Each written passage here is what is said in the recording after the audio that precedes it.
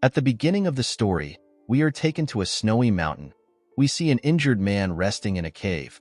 A man called this person a fool. He asked him if he believed that he will be able to escape the inescapable encirclement. The man asked the injured person to tell him where the ancient relic is hidden. The injured man smiled when he heard this. He called the man in front of him an idiot. He asked him if he would give up the location if he was in the same position as him. The injured man appears to have lost both of his arms. His arms were lying next to him and his sword was on the ground. The man's partner was annoyed to hear his response. He called him an arrogant bastard. He wanted to attack our protagonist. The man stopped him. He told him that they need to contact the main squad first. The man took out a magic stone and informed the squad that they have gotten the Northern Phantom. He asked them to confirm their coordinates. The main squad confirmed their coordinates. They told him that they will be there soon. The man told our boy that he is quite persistent. He never expected him to still be alive even after his arms got cut off. He asked the Northern Phantom to tell him the reason why he is after the same relic as the Emperor. His partner said that the Northern Phantom does not have any reason. He said that he is probably trying to annoy them. He told the man that they suffered for many days because of the Northern Phantom. He said that they need to have some fun with him before the main squad arrives. He wanted to pay our boy back for the hardship he made them go through. The man placed his hand on his sword. He asked the Northern Phantom to brace himself. He promised him that they won't stop until he desperately begs them for mercy. His partner said that they need to decide on who will start first. The men decided to flip a coin. The partner said that he is going first if it is heads. While they were looking at the coin, the Northern Phantom picked his arm up with his teeth. He moved it close to his elbow. His arm began to repair itself. He told himself that he will not let things end without him doing anything. The Northern Phantom is the first failed awakener of the Draker household. His real name is Zeke Draker.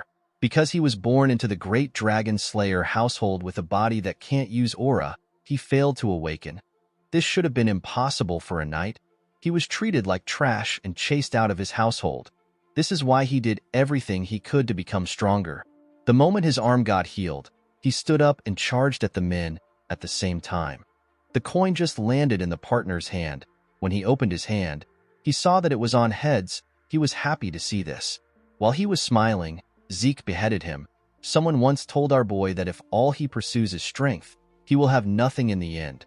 Zeke believed that this was some bullshit only said by the strong. He knew that those who are weak will be trampled on by the strong and what belongs to them will be stolen. This was the truth of this world. The man was shocked to see that Zeke killed his partner. He quickly took out his sword. The Northern Phantom turned around and charged at him. He destroyed his sword with a single strike and cut him down. The moment he did this, he sensed someone's presence. He used his right hand to pick up his other arm. He moved it close to his elbow and began to heal it. When he saw the men from the main squad, he told himself that he won't be able to escape. The men were shocked to see how Zeke was attaching his arm back together. They realized that he was an irregular. They were grossed out by him. One of them said that Zeke will still die if they cut off his head. The moment he said this, they charged at him. They surrounded the Northern Phantom and attacked him from every angle. By the time the fight was over, Zeke had multiple swords sticking out of him. Fortunately, he managed to eliminate every single person from the main squad. Our boy spat out some blood. He realized that he was going to die soon. Even though he couldn't take his revenge, he still managed to steal something the Emperor was after. He believed that this was an achievement. He put his hand into his clothes and took out a small sculpture of a dragon. With a smile on his face, Zeke said sorry to someone known as Alicia. While he was smiling, blood from his head dropped on the sculpture's head. The moment this happened, the sculpture released a bright golden light. A huge golden dragon appeared behind Zeke. Someone was underneath this dragon. The person stood behind our boy. A status window appeared and said that the soul of the Elder Dragon has been engraved upon the will of the one who persists. It said that an urgent measure has been activated. It asked Zeke if he agrees. Our boy believed that he was hearing random noise now that he was about to die. The system asked him again if he agrees. Zeke asked the system to keep quiet. He asked it to do as it pleases. The system took this as Zeke agreeing to its measures. It said that an irreversible promised power is being activated. It said that a countdown will begin now. The system began to count down from 5. This was the last thing Zeke remembered before he woke up in the body of a little boy. He wondered if he went back in time. He took a look at a mirror. He could not believe that he had returned to his younger body. he could still vividly feel the sensation of the sword stuck on his body. Zeke fell on the bed. He noticed that the place looked familiar. He quickly realized that he was in the cradle. The cradle is the Draker household training institution. The Draker family is the Dragon Slayer family. It is one of the top 3 great transcendent households. Tarakan Draker was the hero who saved the continent by killing the evil dragon Bahamut in the war 1,000 years ago. His descendants founded the current Draker household. Perhaps it was because they were descendants of the Dragon Slayer. But all the descendants of the Draker bloodline had the blessing of aura. They were able to easily awaken their high-level aura. They became knights. All of them were able to do this except Zeke. While he was resting, the administration system told him that it was restarting. Zeke quickly stood up. He wondered if he was hearing things. The system said that his soul has been confirmed. It said that his soul has been 100% aligned. It said that the soul of the Chosen Awakener has received the will of the Elder Dragon and has completely merged. Zeke was shocked to hear this. The system told him that he has the authority to a part of it. It welcomed our boy and activated the status window. It showed him several windows. Zeke was surprised to see the magic video-like things. He wondered if an artifact got activated. The system opened the status window and displayed Zeke's information to him. It showed him a low-rank administrator status window. It displayed his name. It showed his class, which was healer. His class was rare. The title he had was the one who received the blessing of the ancient dragon. He had class skills, normal skills, and draconian skill. Our boy noticed that he could push his hand through the status window and he could also navigate through it in the same manner. He wondered about what class skills were. The class skills he possessed were healing, composed mind, vigor recovery, and heightened senses. While looking at his class skills, Zeke remembered something that his master told him. His master once said that people of the ancient world categorized themselves into classes depending on what they were good at. Each class would train in specialized techniques known as skills. He told Zeke that his skill will be known as healing since his class is healer. After he awakened, his master trained him to the point that he was on the verge of death. According to his status window, Zeke is already a healer. He decided to test it out. He wanted to see if the status window was telling the truth. In his past life, Zeke became a healer when he was in his 20s right after his ether hall was unlocked. Zeke carefully circulated an energy around his body. He was happy to see that his ether hall is already unlocked. Thanks to this, he was able to understand his situation. Even though his trained body no longer exists, he returned to the past with his skills and memories. Compared to who he was before his regression, Zeke was in a much advantageous position. In order to make use of the system, he needed to find out about the things at his disposal. Before he could carefully assess his status window, someone knocked on his door. The person referred to him as Master Zeke. He asked him if he can step in. Our boy began to panic. The man outside asked him to stop acting like he isn't inside. Zeke did not know what to do. He had not yet finished reading the status window. He wondered about how he was going to turn it off. The man opened the door and stepped into our boy's room. Zeke tried to ask him to wait. The man who appears to be his butler asked him about why he is not prepared. He asked him about what he has been doing. This man is Zeke's exclusive servant. His name is Decker. Zeke moved his hand around his status window. He noticed that Decker could not see his status window. He asked him about what he is supposed to prepare for. With a scary look on his face, Decker asked his master if he is really asking him this question. Zeke began to tremble when he saw the look on the man's face. He remembered that he was quite scared of Decker when he was young. Although he had the mind of a 32-year-old, he could still feel the fear that was engraved into his body. While he was trembling, the system activated a class skill known as Composed Mind. He quickly stopped shaking. He was surprised to see that his nervousness disappeared in an instant. Composed Mind allows the mental state of the user to not be shaken regardless of the situation. Zeke did not expect this to be a skill. He found it convenient that it activates automatically. Decker told his master that he has repeatedly said that the event is important. He noticed that Zeke wasn't looking at him. He asked him if he is listening. Our boy assured him that he is. He told him that he must be talking about the evaluation test. The test is known as Pancration. Our boy seemed to have a bad memory of this event. All Drakers go through a training system called the Cradle starting from when they are 7 years old. For 5 years, they go through strict basic training. The instructors evaluate the incoming students each year through competitions of swordsmanship as well as combat of Pancration without rules. The opponents are chosen by the instructor, but there are occasions where the students choose who they want to fight. Both combatants must consent to the fight. Because there are no rules, There are people who come out of the fight with injuries. In some cases, some don't make it out alive. Because this competition is what chooses the class the students are placed into within the academy, the children have no choice but to fight with all they have. The scene shifts, and we see the students gathered at the training ground. Their instructor was speaking to them. He told them that this is the last part of their evaluation. The man is the head instructor. His name is Mark. Mark told them that they will start right away. He asked them to prepare themselves. The students accepted his order. While Zeke was standing in line, the other students spoke about the humiliation he faced last year. They wondered why Zeke would come there after facing such a terrible humiliation. They said that they would have ran away if they were him. The students questioned if our boy was really from the direct bloodline of the family. Zeke could not believe that they were openly speaking about him. A boy known as Aaron was asked to get on the stage. He and his opponent took a stance. Mark swung his hand and asked them to start the fight. Aaron charged at the boy. The boy saw Aaron's hand coming towards his face. He believed that he could dodge it. While he was distracted, Aaron used his leg to hit him on his chin. The boy fell to the ground. Zeke was not surprised to see how the boy lost. He believed that it was expected because the boy did not get into a proper defense position. Since the boy known as Gata was unable to fight again, the instructor announced that Aaron won the fight. Zeke could not believe that he was terrified of this stupid match when he was younger. The students were nothing to him. He yawned because he found the match boring. On the other side of the arena, a student watched our boy. With an evil smile on his face, the boy cracked his knuckles.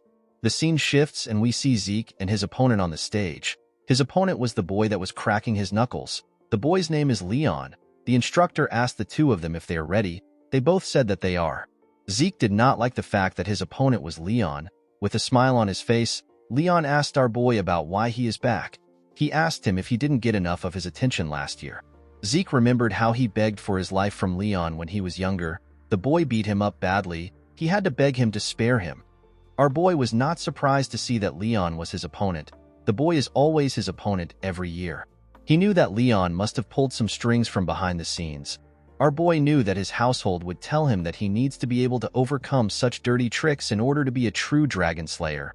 Zeke found this to be bullshit. He could not believe that this piece of shit was his cousin. In his past life, the 4 siblings of the direct bloodline never had the chance to meet. However, there were more than a dozen cousins who were more than willing to bully him. Leon commended Zeke for coming back out after getting beat up. He told him that he is really brave. He asked him if he did not learn his lesson because he is so inferior. The system activated the composed mind skill to calm our boy. He realized that it had been a while since he last heard his cousin's stupid insults. With a serious look on his face, he told Leon that he won't be nice if he calls him inferior again. Leon placed his hand on his head. He asked Zeke about what he is going to do. He called him an inferior piece of shit. The moment he said this, Zeke gave him a punch on his face. The attack pushed him back. When our boy punched his cousin, Critical Strike was activated. The skill inflicts critical damage on the enemy. It may be countered if the attack failed to hit the person. Leon screamed out in pain. Zeke took a look at his hand. He only wanted to knock Leon out. He did not expect a skill to be activated when he punched in his normal style. The instructor asked Zeke about what he is doing. He quickly ran to check on Leon. He told our boy that he attacked before he asked them to start. Zeke told Mark that no one says ready, set, and go on the battlefield. With a smile on his face, he said that the person who hits first has the advantage. Mark became nervous. He noticed that he could sense bloodlust from Zeke. Leon told the instructor that he is fine. He pushed himself up and asked Mark to begin the fight. With a look of anger on his face, he said that he will kill the inferior piece of shit. Zeke smiled when he heard this. He told his cousin that he is too stupid to learn his lesson. The instructor swung his hand and asked them to start. Leon quickly charged at our boy. When he got close to him, Zeke attacked him with multiple punches. Leon was able to block it by putting his guard up.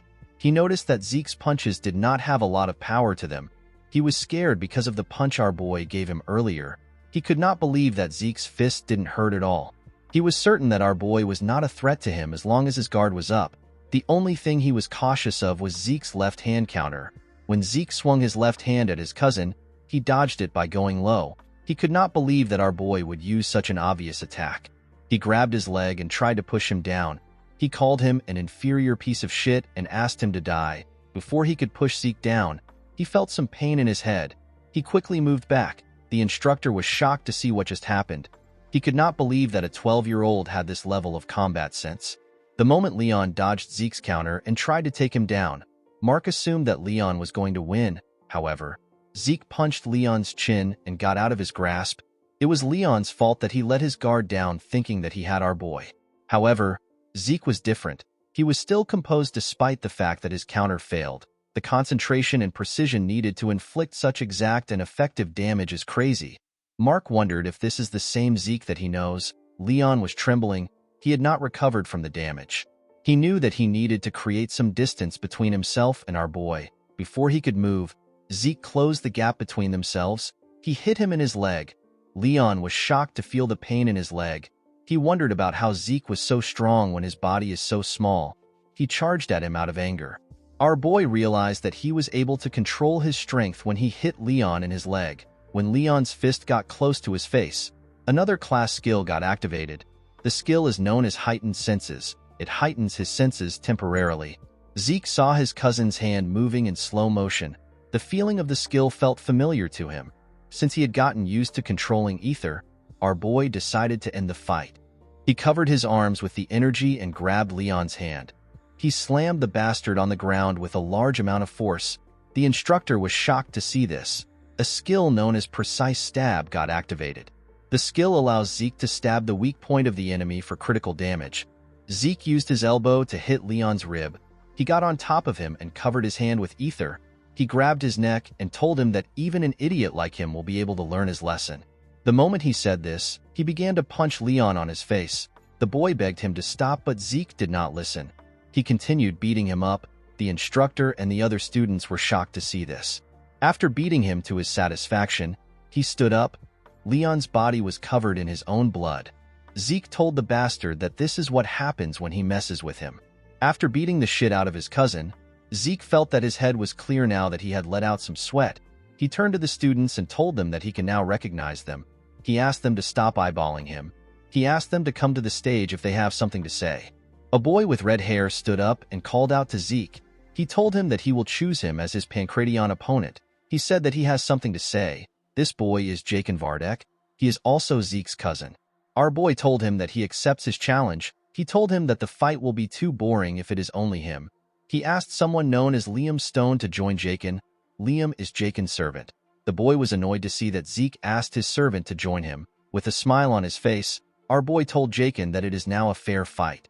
Jakin asked him if he just insulted him. With a bright smile on his face, Zeke called him a dumbass and told him that he did. Jakin was enraged by our boy's words. He promised to beat him to death. He and Liam went to the stage. The instructor asked Zeke to not do anything until he asked them to start. Our boy asked him not to worry about it. Zeke smiled when he saw Liam. He found it interesting to see the mercenary king again. In his past life, Liam joined the cradle and the academy as Jakin's servant. But because he was a distant relative, he was left behind in education. He begged to join the higher education of the academy known as Valhalla. He eventually ended up joining the Knight Order of a small nation called Baranon. Once Baranon fell, Liam became a mercenary. In those chaotic times, people flocked to the strong. With his long tenure as a mercenary, he became a Red Knight and started his own stone mercenaries. He united the three largest mercenary groups and was soon called the Mercenary King. As the Empire hired the stone mercenaries, Liam entered the Continental Wars. Our boy and the Northerners faced Liam as a foe. Zeke smiled when he thought of this. He realized that their relationship can be different in this life. The moment he thought of this, Mark asked them to begin. Jakin quickly charged at our boy. He attacked him when he got close to him. To the idiot's surprise, Zeke caught his fist. With a scary look on his face, he reminded the boy that he asked him to fight with Liam. Jakin took his hand back. He told Zeke that he will not play along with his cheap tricks. He quickly used his leg to attack our boy. He felt a large amount of pain in his leg. He quickly moved back. Zeke covered his elbow with ether and used it to block the attack. He advised his cousin to look properly before attacking. The pain in his leg was quite much. He wanted to take a look at it. The moment he looked at his leg, Zeke charged at him. He asked him if he is looking away. Jakin quickly put his arms up to block the attack. Immediately he did this. Zeke told him that he is too scared. He hit his injured leg when he said this. He told Jakin that he couldn't even predict this feint. He told him that this is the reason he asked them to fight together. He moved to his side and gave him a heavy punch on his ribs. Jakin spat out some blood. With a smile on his face, Zeke told the idiot that he is not enough alone. Jakin called out to Liam. He asked him to kill our boy. Liam took out a cloth and wrapped it around his arm.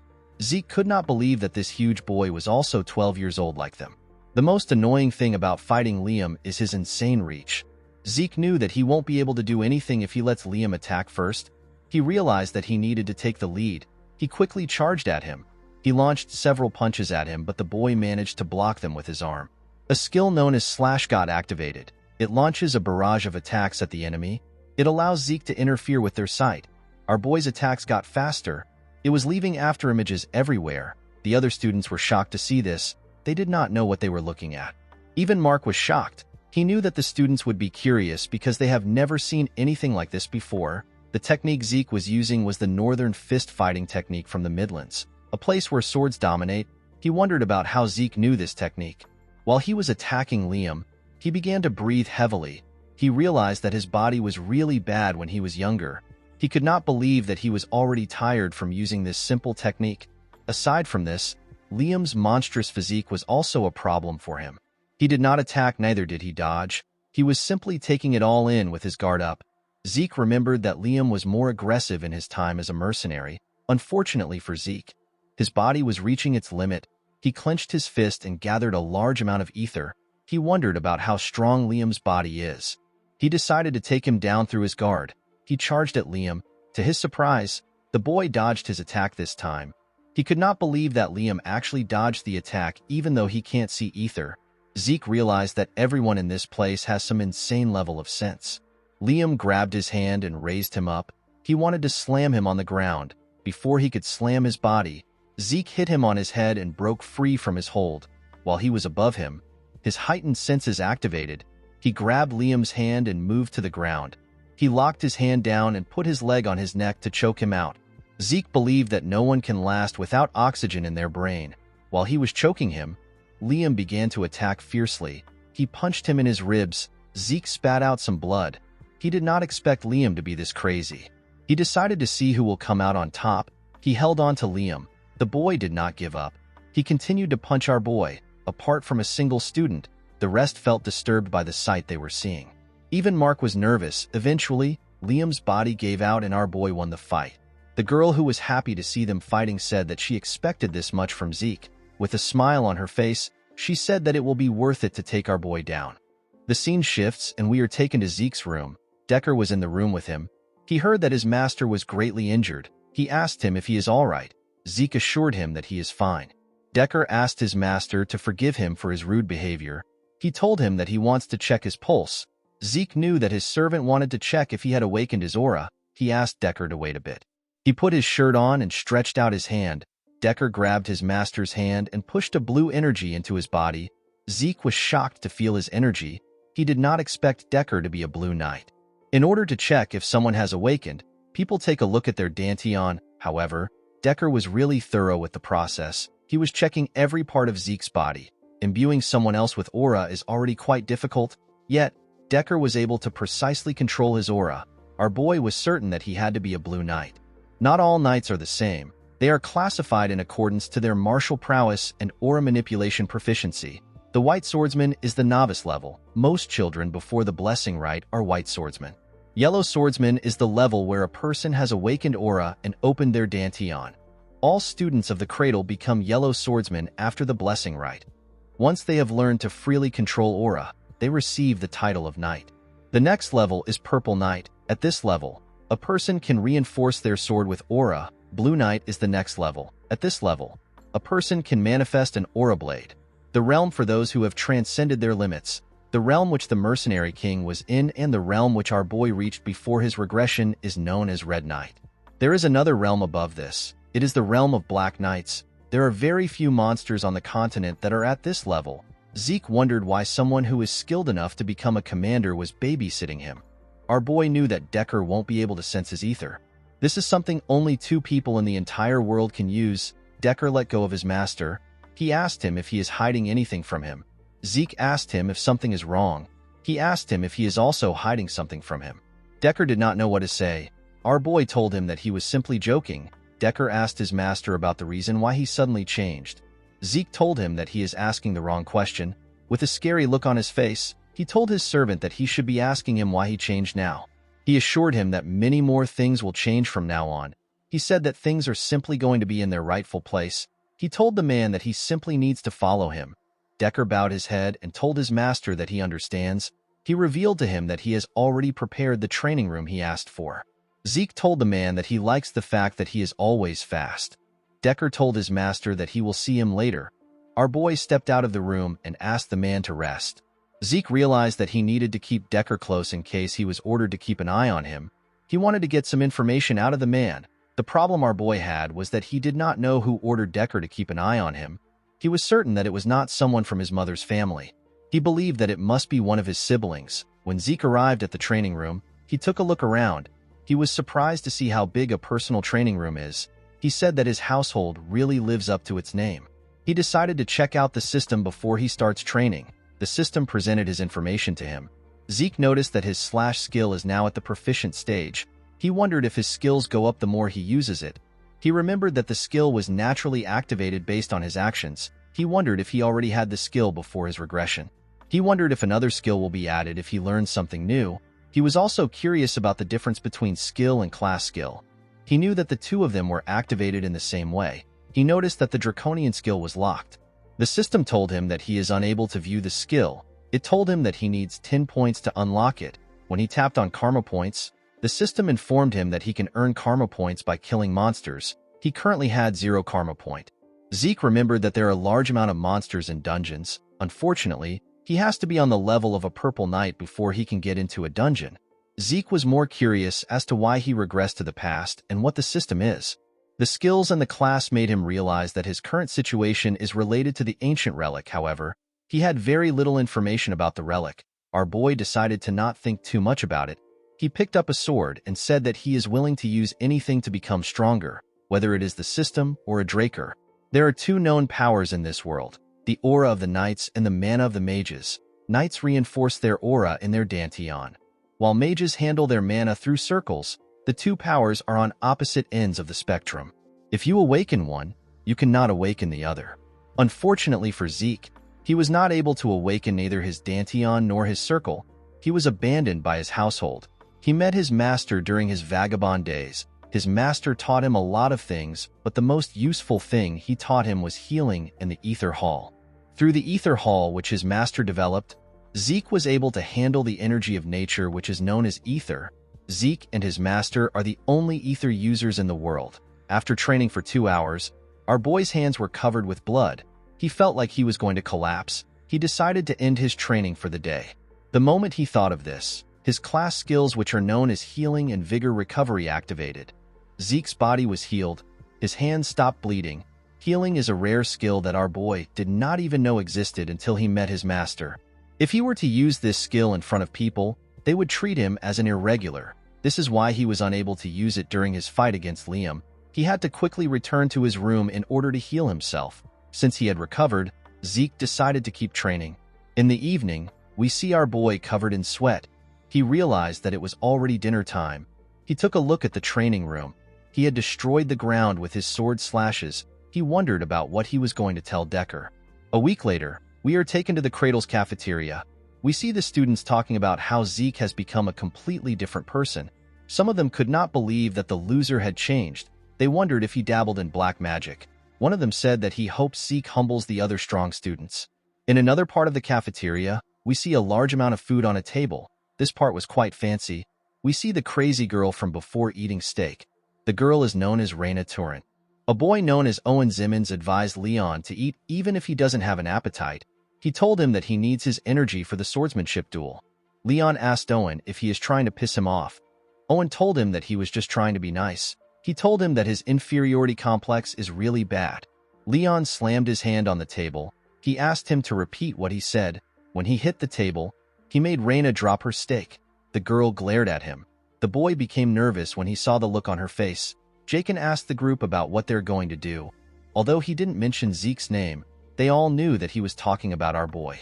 Owen said that the Pancration was impressive even though it was savage. He told them that Zeke will be terrible at swordsmanship. With a smile on his face, he asked his friends about what Zeke will do when he can barely hold up a sword. Leon agreed with Owen.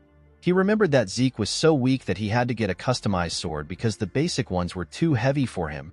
He said that it doesn't make sense that he lost to an inferior piece of shit. Jakin and his other friends were already tired of the idiot's inferiority complex. Leon told his friends that Zeke won against him in Pancration by luck. With a serious look on her face, Reyna asked him if he believed such nonsense. Leon became quiet. Reyna stood up and told the boys that they do not have the right to be knights in the Draker household if they believe in trash like that. She walked away after saying this. A sword duel is different from a Pancration. Real swords are used in the duel. It is the cause of most of the incidents within the cradle. It is also where the difference between the students' skills is most glaringly shown. A month after the final exam, the blessing rite will begin.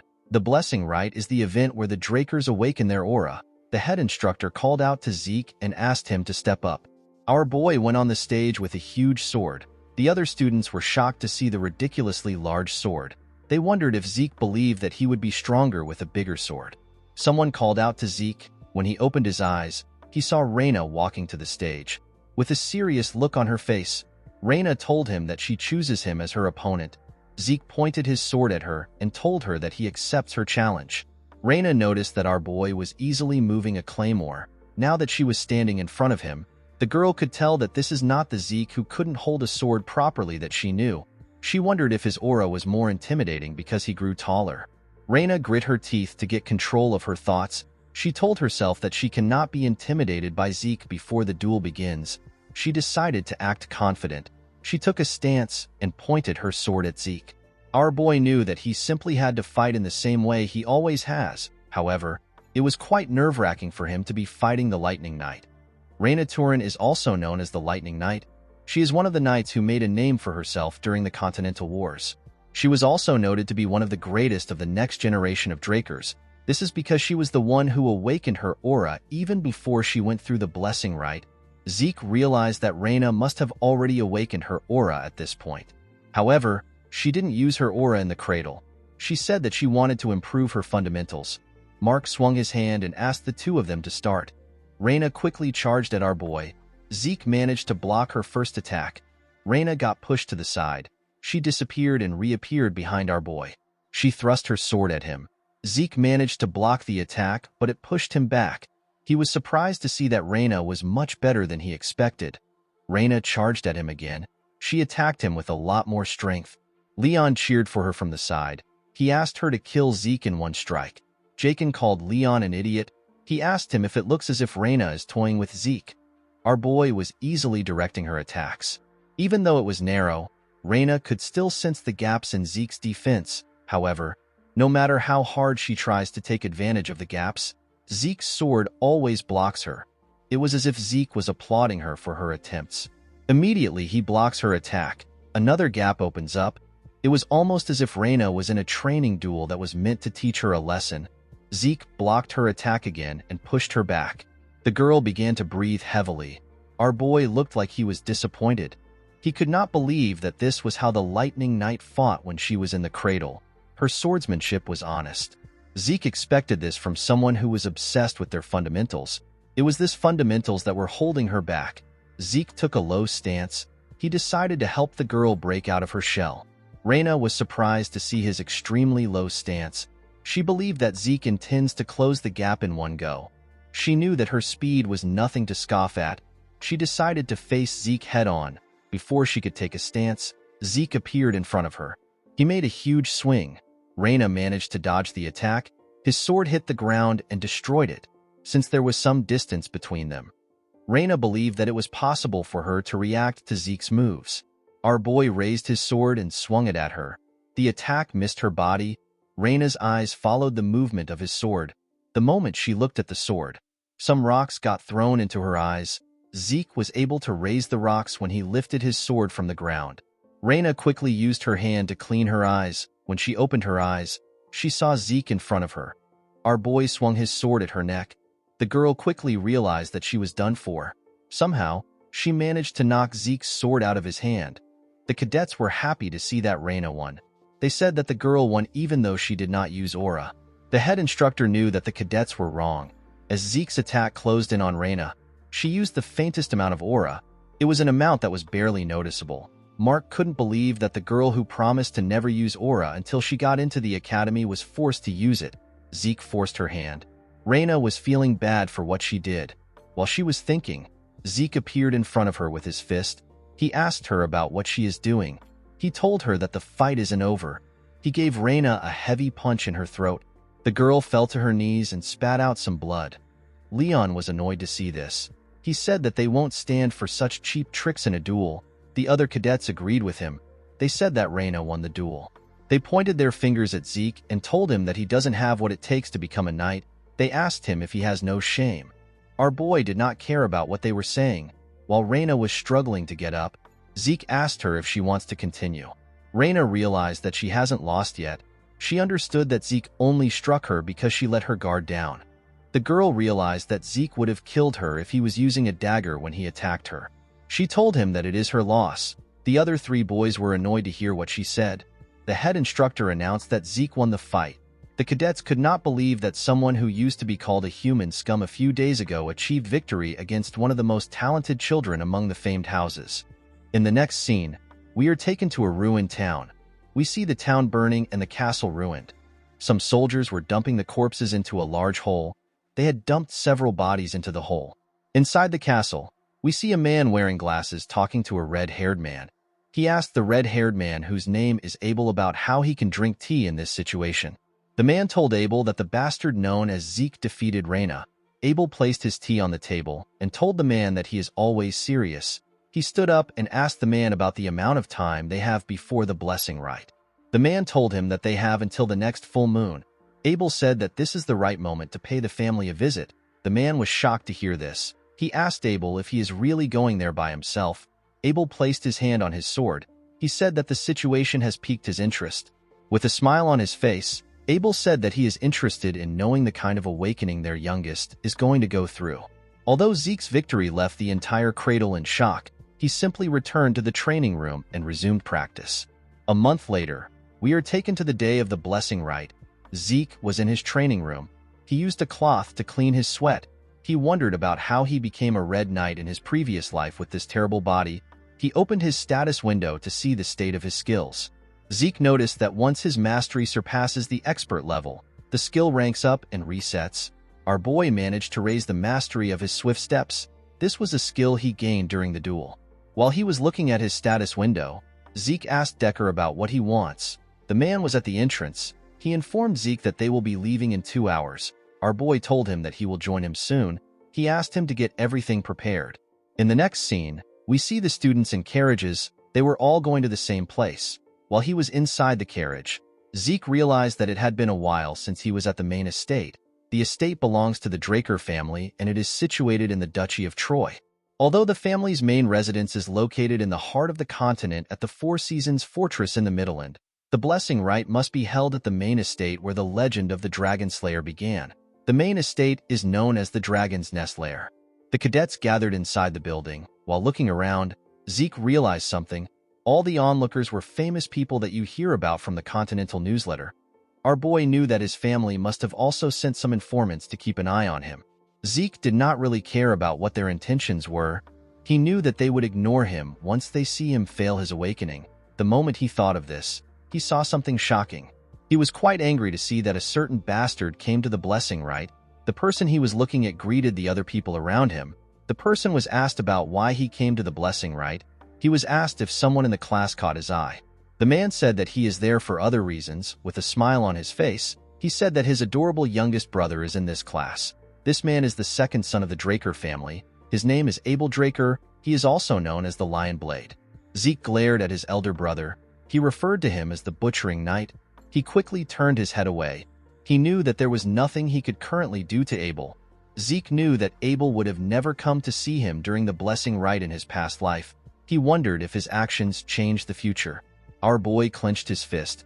He realized that this might be his chance to achieve something. The head instructor announced that they will now begin the blessing rite.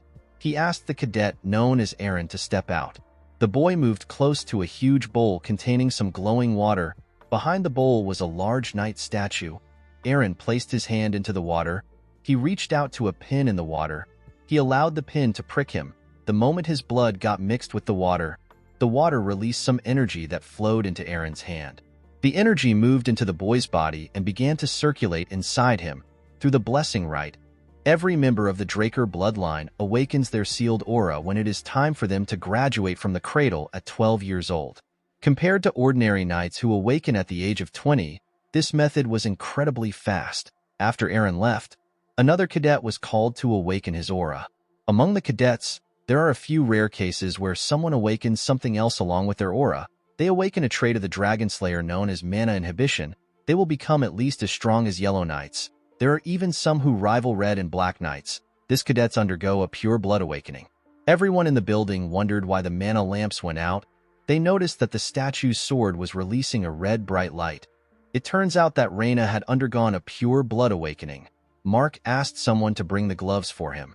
Those with mana inhibition will require special gloves made by their family, or else they won't be able to live a normal life.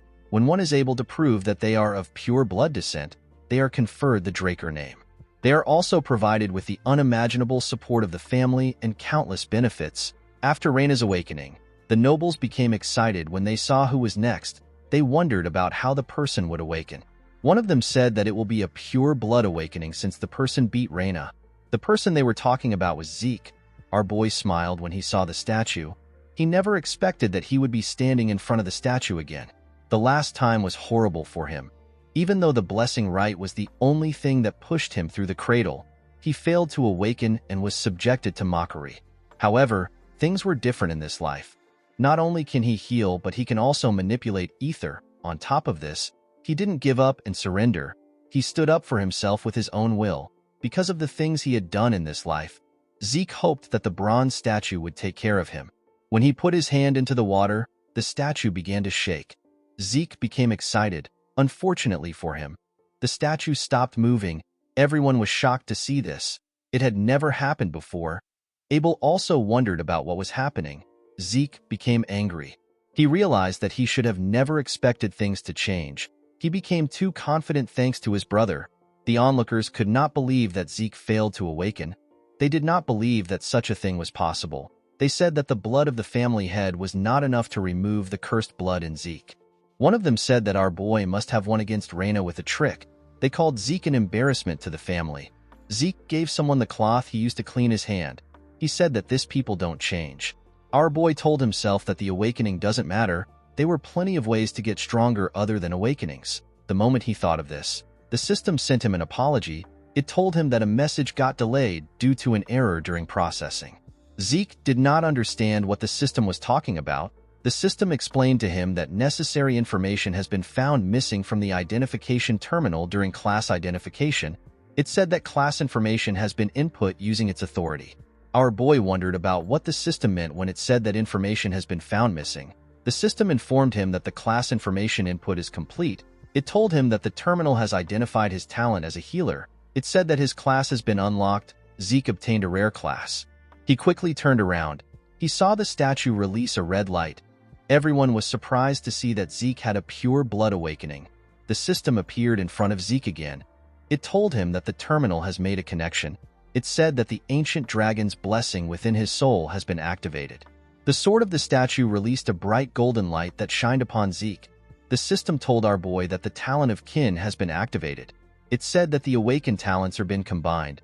Due to the combination of rare talents, a new class was created for Zeke. Our boy was surprised to hear that a new class was created for him. It was a unique class. The class is known as Immortal. The nobles did not know what was happening. They had never seen a golden light before.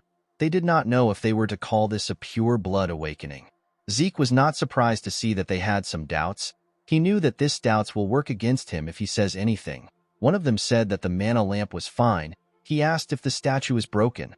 While the nobles were talking among themselves, Abel clapped his hands. He asked them about why they are all acting so serious. He told them that they got 2 pure blood awakening in one batch. He said that this is something to celebrate. The nobles became nervous when they heard this. They all smiled and said that Abel is correct. They said that it is a blessing for them. Abel ordered someone to get some gloves for their newest member. When Zeke wore the gloves, he noticed that it was quite hefty. When he moved away from the statue, another person was asked to step out.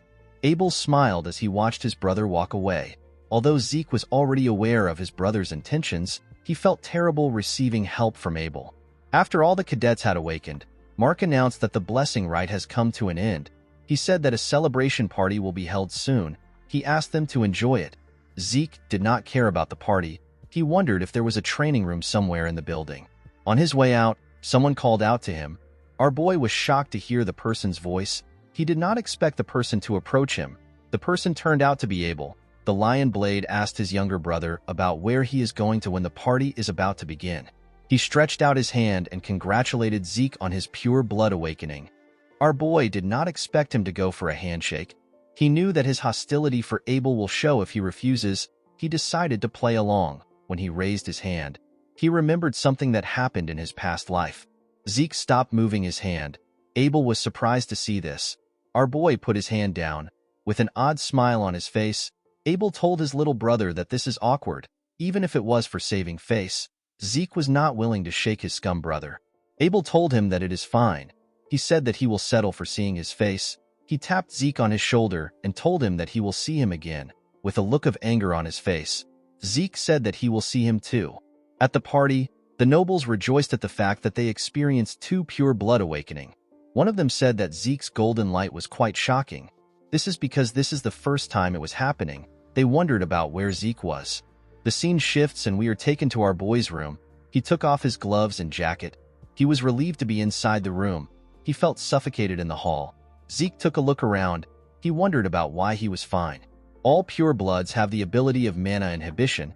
It is the ability that proves that a person is in opposition of the dragon, which is the source of mana. However, because most machines use mana as their fuel, a pure blood requires the use of the house's gloves. Zeke knew that he should have been experiencing some problems the moment he took off the gloves. This means that he was not a pure blood. He opened his status window. It was much different from before. He got the ability of mana reflection and not mana inhibition. He sat down to check his skills. Mana reflection allows him to create a distortion field to nullify nearby mana. Because the mana lamps were fine, Zeke believed that the skill was not a passive one. Our boy also noticed that he was a rare healer before the rite. Now he is a unique immortal. All the graduates had regular awakenings with blue aura. Only Reina had a red pure blood awakening. Zeke's awakening was red at first, then it later turned gold. Our boy wondered about what it meant. He remembered that the system said that the classification terminal lost critical information. He wondered if the bronze statue was the classification terminal. As soon as the system put in the information, the halted bronze statue began to emit a red light. When he remembered this, Zeke understood what happened. He realized that the bronze statue does not determine whether or not a person is awakened. It determines the user's class. Red is for rare class and gold is for unique. Zeke remembered that the bronze statue is an ancient relic used even before the time of the founder of the family. The concept of class does not exist anymore, so the statue was only used to check if one has awakened or not. The family has mislabeled the red light shown as a sign of pure blood awakening instead of rare class. Zeke could not believe that no family had ever realized this. He noticed that he had also acquired some karma points. He got 100 karma points. He decided to use 10 points to view his draconian skills. The system told him that he can now browse through his list of skills. His draconian skills were all at level 1. He got a skill called Dragon Eyes. The skill allows him to view detailed information of an individual after careful observation. He needed 20 points to unlock this skill. He received a skill called Might of the Dragon. The skill allows him to make his enemies surrender with his aura. He needs 30 points to unlock this skill. The third skill he received was Devour. It allows him to eat and digest a lot. It will cost Zeke 50 points to unlock this skill. Zeke understood the abilities of Dragon Eyes and Might of the Dragon, but he did not understand why he would need a skill like Devour. He decided to get something that is obviously good. He did not want to take a chance. He unlocked the Dragon Eyes and the Might of the Dragon. He believed that the Might of the Dragon was too dangerous to use here. He decided to activate the Dragon Eyes. His eyes turned gold. They looked like that of a dragon. He looked around to see what would happen. He expected to get more details from his surroundings, but nothing happened. He stood up and opened the door that led to the balcony. When he stood on the balcony, he saw something amazing. The statue in the center of the garden looked like it was right in front of him. He realized that this skill will be very useful to him. When he closed the door of the balcony, the system asked him if he wants a detailed information of the object. Zeke was surprised to hear this. Multiple windows appeared in front of him. The system told him about where the items around him were made. His carpet was made from the Room Empire and his drawer was made from the Merc Empire. While he was looking around, Zeke became tired. He quickly sat down. While breathing heavily, he wondered if all draconian skills are like this. He couldn't use them for a long time. While he was breathing heavily, the system activated his healing factor and vigor recovery. Zeke was surprised to see this. He never intended on using the skills. When he opened his status window, he noticed that all his class skills have changed into passive skills and their levels have increased by 1. His healing factor allows his body to automatically repair itself. Zeke smiled when he saw this description. The skill was too broken. Healing may seem like an overpowered skill, but it is not something Zeke can constantly use and its effects are limited. However, healing factor is infinite. Our boy decided to test out the skill. He grabbed a table knife. He used it to cut himself. The moment he did this, his healing factor got activated. When he cleaned the blood on his arm, he saw that his hand looked normal. Zeke remembered that it takes 5 years to finish the academy. With a smile on his face, he said that he will finish within 2 years. Draker Academy is the greatest knight academy on the continent. It is a place that any aspiring knight would give an arm and a leg to enroll in. The academy is located in the Duchy of Troy. It teems with life each time a new semester rolls around. At the academy, we see several students looking at Zeke. Our boy remembered that higher-ranked students in this place are no different from adults. All of them have been trained to perfection. Zeke noticed that the students from the great families have already established their authority. He believed that his family was rotten to the core. Among the countless branch families supporting the transcendent Draker family, there are 3 families that have the largest amount of influence. These families are the great families. The Turin of Strength, which is Reyna's family, is the first one. Zimmons of Wisdom is the second family, and the Vardek of Gold is the third family. Zeke decided to ignore the great families. He believed that he had nothing to do with them. He went to his dormitory. Our boy was given a high-class dormitory in the Platinum Mansion. Zeke was given a dormitory in this place because he is a pure blood. The Platinum Mansion is a dormitory furnished with a training hall, a library, and various kinds of facilities. It is only open to the highest-ranked students. Even those from the cradle can't easily get inside. Pure-blood awakeners like Zeke and Reyna are given the special privilege of a floor master. They are given an entire floor at the top of the building. These floors are known as the Platinum Floors. When Zeke went into the building, a maid welcomed him. She told him that she has been expecting him. The maid told him that she will escort him to his assigned floor. When our boy arrived at his floor, a large amount of servants greeted him. Zeke felt like this was too much. He believed that no student deserved this kind of treatment, even if they are purebloods. An older servant informed him that Decker is waiting for him in his room. When Zeke stepped into his room, Decker bowed his head and greeted him. Our boy asked the man to tell him what happened. Decker told his master that he has something to deliver to him. He presented Zeke with a box. When our boy opened the box, he found some gloves inside. They were new gloves given to him for his mana inhibition. Zeke said that the new gloves are quite different from the temporary gloves. Decker was happy to hear that his master liked the gloves. Zeke picked up his sword. He told his servant that he wants to get a new sword.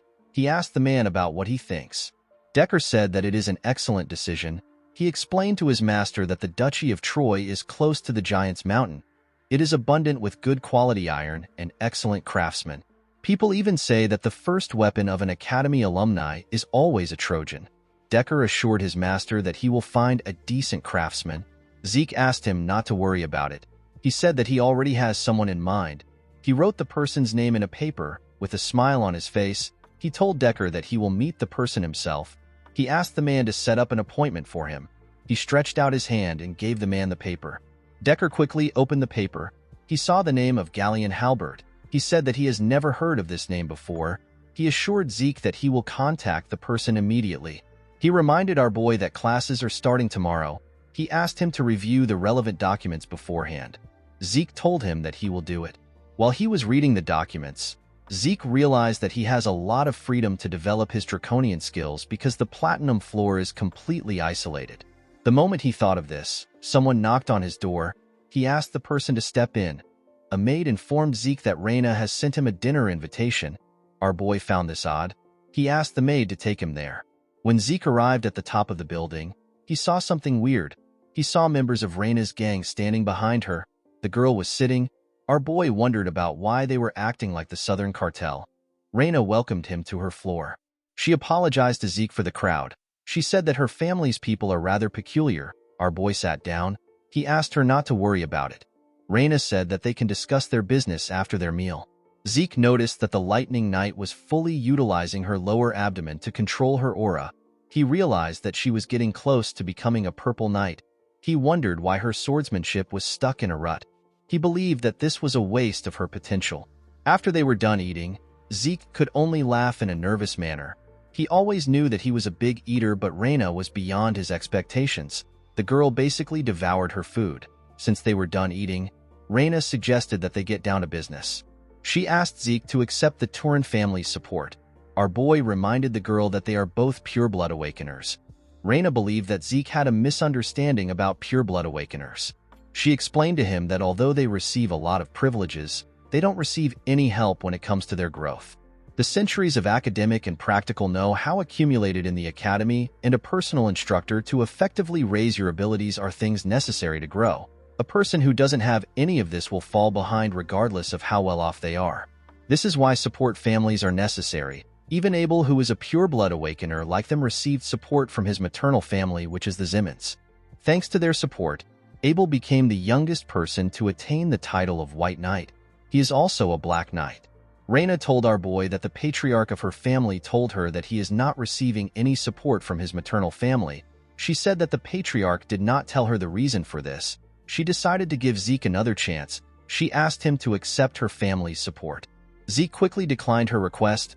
Reina was shocked to hear this. She asked our boy for his reason. She told him that it will be good for him to receive her family's support. Our boy stood up. He told her that he does not need any other things than the benefits he is receiving as a pure-blood awakener. He walked towards the exit. He placed his hand on a tree. He told Reina that he will give her a piece of advice to thank her for the meal. He told her that her sword has too much strength behind it. Reina did not understand what Zeke was saying. He told her that she is too conscious of the men who were behind her earlier. Zeke used his hand to shake the tree. It let out a lot of leaves. He explained to Reina that her greatest strength is the fluidity that arises from having a flexible body. He advised her to not receive attacks head-on and to not crush her opponents with her strength. He told her that fluidity will allow her to cast her opponent's attack aside and land a single delicate strike. Zeke gently controlled the leaves with his movements. He told her that she will be able to grow several times stronger if she follows his advice. Reina was surprised to hear this. After saying this, Zeke walked towards the exit. He thanked her for the meal. Reina slammed her hand on the table. She was annoyed to hear the advice Zeke gave her. The Turin family is the herald of strength. Reina believed that she was simply following her family's tradition. She told herself that she was not being conscious of others. The moment she said this, she realized that Zeke was right. Because she has always been obsessed with becoming a person fitting of the Turin name, she unintentionally projected her logic into her sword. She could not believe that Zeke saw right through her. Reina picked up a leaf that landed on her table. She remembered that everyone praised her as a genius when she was younger. Nobody advised her. Reina wondered about who our boy truly was. In the next scene, we see Zeke stretching his body. He realized that all his changed class skills have insane performances. He could not believe that he was fine even after training all night. Zeke was fine because of his class skill known as infinite stamina. Any fatigue will be offset quickly by an infinite amount of stamina. The skill is a passive skill. In his past life, Zeke saw the academy as hell itself, but now that he is a pure-blood awakener, this place is like heaven to him. Although money and power wasn't everything, they were still nice to have. While our boy was walking, someone called out to him. The person turned out to be Owen. The boy asked him if he is also part of the special class. Owen Zimmons is the third son of the Zimmons family. Plans and schemes are the specialty of this family. Owen used others to bully Zeke and cunningly maintained his own image. The boy told Zeke that he invited him for dinner last night, but he didn't reply. He asked our boy if he did not receive his invitation letter. Zeke wondered why Owen was trying to act friendly.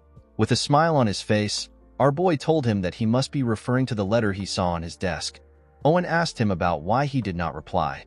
Zeke told the boy that he is funny.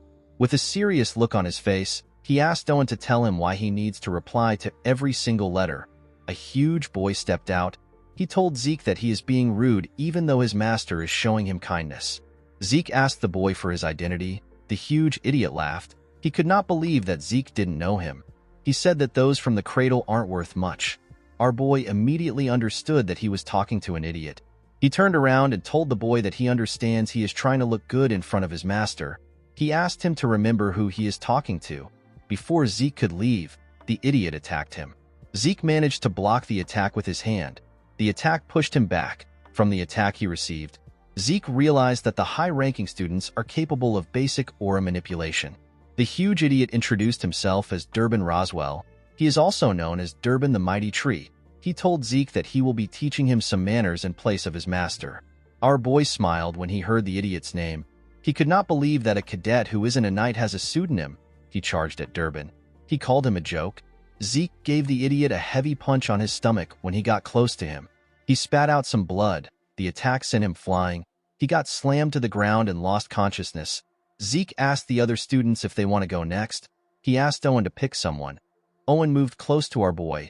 He told him that he likes to bask in his own glory. Zeke called the boy a joke. Draker Academy is largely split into two classes.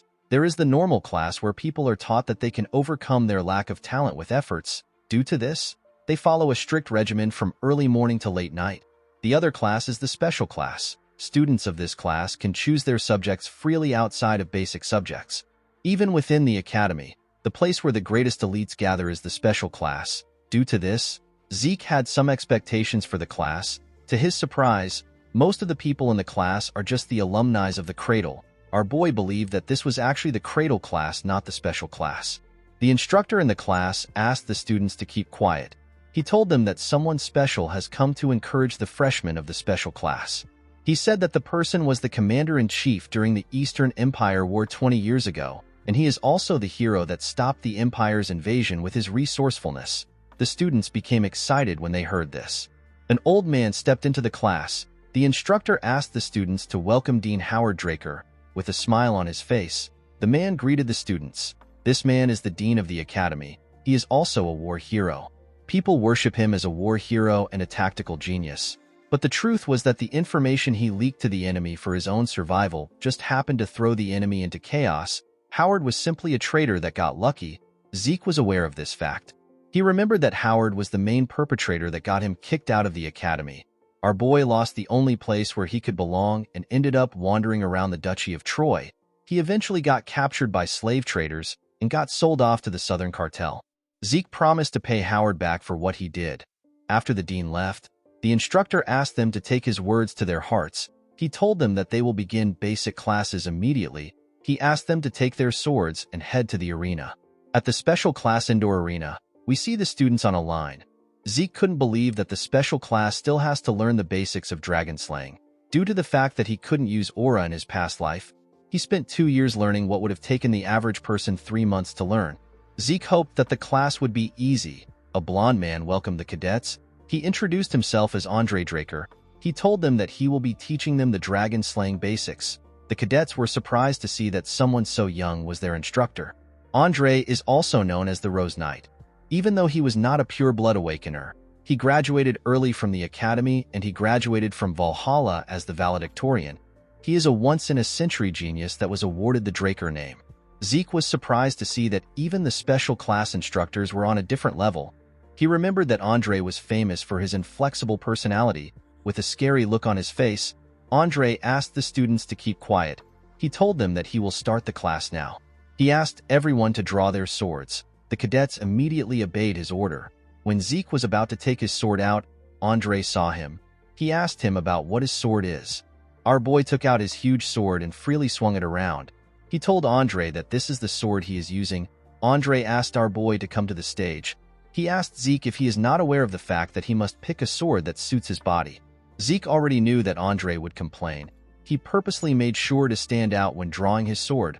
With a smile on his face, our boy told his instructor that he can beat him with his sword. Zeke believed that it will be faster for him to show Andre his skills. Andre was surprised to see that a cadet would challenge his authority. He glared at Zeke to instill fear in him. The class skill known as Indomitable Mental Defense got activated. It prevented Zeke from feeling any fear. Andre told our boy that he understands if he wants to learn with his body. Zeke was happy to see that he bit his bait. Andre took out his sword. He told our boy that if his blade manages to touch his body, he will be exempted from the punishment for his rudeness. He told him that he will also be exempted from the Dragon Slaying Basics class. Andre assured Zeke that he won't use aura on a cadet. Our boy was happy to hear about class exemption. He was certain that he could beat Andre since he knows his weakness. But he couldn't do anything reckless because Abel was keeping an eye on him. Zeke knew that it will be dangerous for him to garner attention the same way he did in the cradle. He decided to just graze Andre's clothes and lose. He picked up his sword and took a stance. He charged at Andre's neck at a crazy speed. The instructor easily blocked the attack. Zeke was not surprised to see this. He already knew that a blue knight will be strong. He realized that this fight wasn't going to be as easy as he wanted. He began to attack Andre more fiercely. He attacked him from different angles. The instructor still managed to block the attacks. The other cadets were surprised to see the level which an official Draker Knight was at. They could not believe that Zeke has not managed to touch him even after 30 minutes. Andre made a huge swing that pushed Zeke back. The moment he did this, his hand began to shake. He was shocked to see the ridiculous amount of stamina that Zeke had. Even though he was suppressing his aura, he did not think that it would be possible for him to be losing to a cadet. While breathing heavily, Andre said that the existence of pure blood awakeners is unfair. Zeke was not surprised to see that Andre still had the same poor stamina. He knew that the instructor was at a bigger disadvantage because he was suppressing his aura. The Draker aura cultivation method is known for its peculiarity. A person must activate their aura during training, during daily tasks, and even when eating and sleeping. A person must maintain it as if they are breathing. In other words, Andre is basically holding his breath. Zeke charged at him. The instructor managed to block his attacks. He pushed him back. Although our boy planned on losing, it didn't feel right for him to lose this way. He charged at Andre again. He decided to force him into using his aura. Andre still blocked his attack. Zeke realized that creating situations that can be easily handled is useless. He knew that he needed something that will make Andre unconsciously use aura. He needed to create an extreme situation. The instructor pushed him back again. Before his legs could touch the ground, he charged at Andre again with a crazy speed. The instructor was shocked to see how fast Zeke was. He quickly realized that he was using swift steps. Our boy ran around his instructor. He wanted to confuse him. Andre couldn't believe that a cadet knew how to use swift steps. While he was trying to follow our boy's steps, he appeared behind him like a grim reaper that wanted to take his life. His critical strike got activated. The moment it got activated, Andre sensed his presence. He quickly turned around. Unfortunately for him, it was too late. The sword was about to cut him. Andre quickly took a step back in a skillful manner. He raised his sword. He decided to use the dragon-slaying arts. He used the first verse of Chapter 1. The skill is known as Sky Slice. Zeke smiled when he saw this. He quickly raised his sword to block the attack. Andre's attack pushed him back. Aside from Reina, the other members of the three great families were happy to see what happened. Although he managed to block the attack, his sword got broken. The pain was more than he expected. Our boy still had a smile on his face. His healing factor got activated. Zeke threw away his sword. He decided to collapse now. Andre put his sword away. People from the infirmary quickly went to check on Zeke. With a look of anger on his face, Andre announced that our boy no longer needs to attend his class again. He asked the cadets if there is anyone among them who also wishes to be exempted. The cadets kept quiet. They knew that they were screwed if they raised their hands up. With a scary look on his face, Andre told them that he will assume that no one wants to leave. At the infirmary, we see Zeke resting on the bed. He commended himself on his performance. Although he didn't graze Andre's clothes, he got him to use aura and acknowledge his abilities. Our boy considered the situation a win-win because Andre got disciplined and he obtained free time. While resting, he remembered Andre's last attack. The technique is the most basic move of the dragon-slaying arts. However, because the technique was used by a blue knight, the force was ridiculously powerful. Although Andre was powerful, Zeke was still certain that he could beat a blue knight, especially since he had limitless stamina and healing. Even though he was already strong, Zeke did not believe that it was enough for him to live freely. He wanted unrestrained power to live a life where he was not restricted. He wanted the power that won't let him submit to anyone. While he was thinking, someone holding a bottle of liquor asked him if he is Arthur's youngest son. Our boy was shocked to see the man. He did not know who he was. With a smile on his face, the man told him that he has the same eyes as his father. He called Zeke's father an arrogant bastard. Zeke could not believe that he wasn't able to sense the man's presence despite the strong stench of booze. He could not believe that someone had the guts to call his father, who is the current patriarch of the Drakers, an arrogant bastard. He asked the man for his identity. The man asked him about how he did something. Zeke asked him about what he is talking about. The man chugged a large amount of booze. He asked our boy to stop feigning ignorance. He reminded him that he was inflicted with an internal wound. With a smile on his face, he asked Zeke to tell him how he instantly got healed. Zeke was surprised to hear that the man has found out about his healing factor. The moment he thought of this, his indomitable mental defense got activated. Our boy became calm. He realized that it was impossible for anyone to know about healing in the academy. He grabbed his bedsheet. He told the man that he does not know what he is talking about. The man could not believe that Zeke was still keeping up with his charade. He swung his hand at our boy. Zeke managed to react and dodge the attack. The man's hand cut through the pillow and the bed. Our boy assumed that the man was an assassin. He quickly threw the bedsheet at him. It covered the man's face. The man said that our boy has some tricks. Zeke grabbed his sword. He quickly activated his swift steps, his precise stab, and his critical strike. He charged at the man. His instincts were telling him that he will die if he does not kill the man now. To his surprise, the man stopped his sword with his hand. He commended our boy on his ability to adapt to the situation. He pushed Zeke's sword down. Our boy could not even move it. With a smile on his face, he told Zeke that he fights like a mercenary. Our boy was shocked to hear this. He wondered about who the man was. He quickly stepped back when he heard this. He wondered about why the man called him a mercenary. He wondered if the man knew something about his past life. The man played with Zeke's sword. He found it odd that a Draker abandoned his sword and stepped back. He threw Zeke's sword back to him. He told him that he is better suited to be a mercenary than a knight. Our boy caught the sword. Zeke felt something that he only felt from his master. He became certain after having a brief fight with the man. Our boy felt the overwhelming gap between their abilities. It was to the point where this man could kill him anytime he wanted. Zeke was certain that this man was at least a red knight. The man realized that our boy was using a claymore from the basic supply of the cradle. He told Zeke that he is talented.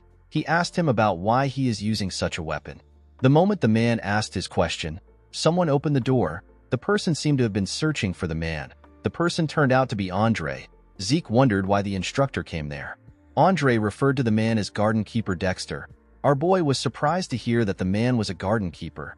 The man referred to Andre as a leech-like bastard. He asked him about how he knew he was there. Andre told him that he saw him at the training ground. The man was annoyed to hear this. He realized that Andre is quick-witted. Andre asked Zeke to leave since he is done getting his treatment. Our boy quickly went to the door. Before he left, the man asked him to visit the Academy Western Greenhouse if he has some time. He told him that he will teach him something useful. Zeke declined the offer and stepped out of the room. The man was annoyed to hear this. He told our boy that he has the same personality as his father. Our boy closed the door. He could not believe that the man was pretending to be a garden keeper, someone who has the rank to call the current patriarch by his name. Zeke remembered that this man is the one who only had one disciple throughout his life. Andre was his disciple. This man is Duke Draker. He is also known as the Gale Knight. He is one of the Black Knights who have the martial power to go against a whole kingdom alone. Duke was quite the talk of the town in the past. He suddenly disappeared one day. Zeke could not believe that Duke was living a secluded life at the academy. He realized that this must be the reason why Andre came to the academy. Our boy remembered hearing a rumor that Duke obtained Black Knight status simply because he likes the color black. Right now, Duke is showing some interest in Zeke, however. Our boy was not interested in receiving light teaching due to a simple interest. He wanted to learn Duke's secret move. He promised to change the man's interest into tenacity. In the next scene, we are taken to a classroom. We see an instructor explaining things to the cadets. This man is the Academy's magic theory professor. His name is Fannin. Fannin asked the cadets if they know the next step to what he is teaching them. None of them replied. They were all bored. Fannin decided to just explain it himself. Before he could say anything, Zeke told him that the person will take damage due to resistance. He told the man that he does not understand the mana transfer energy law he mentioned earlier. Fannin was extremely happy to see that a cadet was listening to him. Zeke wondered about why he was staring at him. He called out to his professor. Fannin apologized to him. He told him that this is the first time he is getting a question. He quickly began to explain. When the class was over, the cadets quickly stood up. They did not understand why they were learning magic theory at a night academy. Zeke noticed that the lecture was quite easy to understand. He realized that his professor was not an ordinary mage. Before he could leave the class, someone called out to him. Zeke turned around and asked Fanon if something is wrong. While breathing heavily, the man said that everything is fine. He explained to our boy that this is the first proper class he has had in a while thanks to him. He asked Zeke to come to his research lab if he is ever curious about anything. He revealed to our boy that he is a Delphoa Magic University Scholarship alumnus.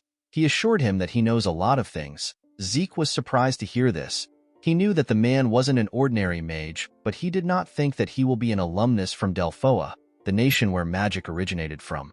He told the man that he understands. Fanon waved to our boy as they left the classroom. Zeke gently smiled at him. He believed that it would be good for him to get closer to a mage. Mages who are good at math are usually flexible thinkers. Our boy believed that this mages are better suited as colleagues than stuffy knights. He decided to test Fanon to see if he will be useful. The moment he stepped out of the building, he saw something odd. He saw Duke resting on a bench in front of the building. Our boy did not expect the man to be so impatient. It has only been a week since they saw each other. Duke asked Zeke if he is done with class. Our boy asked him about why he came. The man asked him to tell him why he did not come to the greenhouse. He believed that our boy must have understood what he meant when he told him that he will teach him some useful things. Zeke told Duke that he is not interested. Duke was shocked to hear this. He asked our boy to tell him why he is not interested. Zeke told the man that he is well aware that he is incredibly talented. He told him that he is busy with individual training. Duke told him that personal training is truly important. The moment he said this, he appeared behind our boy. He asked him if this is the answer he wanted to hear. Before Zeke could react, Duke used his hand to knock him out. In the next scene, we see Zeke wake up next to a tree. He could not believe that Duke knocked him out. He realized that 1 week was a lot of time to the man. When he looked around, he realized that he was at the western greenhouse. He saw Duke next to him. He was pouring some water on the plants in front of him. Zeke asked the man if he abducted him. Duke told him that he is correct. With a smile on his face, he told our boy that he is a bit interested in him. Zeke was surprised to see that the man was no longer hiding it. He realized that this man was very impatient. He quickly activated his swift steps and began to run. He believed that it was not yet time for him to learn anything from the man. Before he could get far, Duke appeared in front of him. Our boy was surprised to see this. He quickly changed his direction. Before he could get anywhere, Duke appeared in front of him again. Zeke had to stop moving. He understood that the man only saw him as a joke. He realized that he needed to light a fire within him. He asked him to tell him why he is interested in him. Duke reminded him that he asked him about how he was able to heal his injuries instantly. Zeke was surprised to hear this. He smiled when he heard the man's answer. He could not believe that this was what bothered him. He asked Duke to make him give him an answer if he is curious. Duke thought about our boy's answer. He disappeared in front of him. Zeke was shocked to see this. He took a look around. He wondered about where Duke was. While he was looking around, a sword flew towards him. When the sword got close to his head, our boy managed to dodge it. He caught the sword hilt. He asked Duke about what he is doing.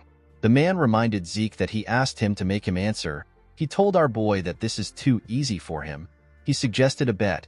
He told him that he will grant him any wish if he grazes his clothes. Zeke was surprised to see that both the master and the disciple bet the same way. With a scary look on his face, Duke told our boy that he has to reveal everything that he is hiding if he gives up on the duel. After fighting Zeke for a while, Duke began to wonder if our boy is really a child. They had already fought for 3 hours, and yet Zeke did not seem tired. Duke noticed that Zeke's stamina and wounds are being healed endlessly. Our boy stood up from the ground. He tried to hold himself up. His healing factor and his infinite stamina got activated. He got a hold of himself. He realized that he won't be able to win the bet even if they fight all day. Our boy remembered the skill known as Might of the Dragon. He did not use the skill because it seemed dangerous. He believed that the skill would be perfect against a Black Knight. He took a stance and covered his body with ether. He was completely locked in. With a scary look on his face, he told Duke that they can continue.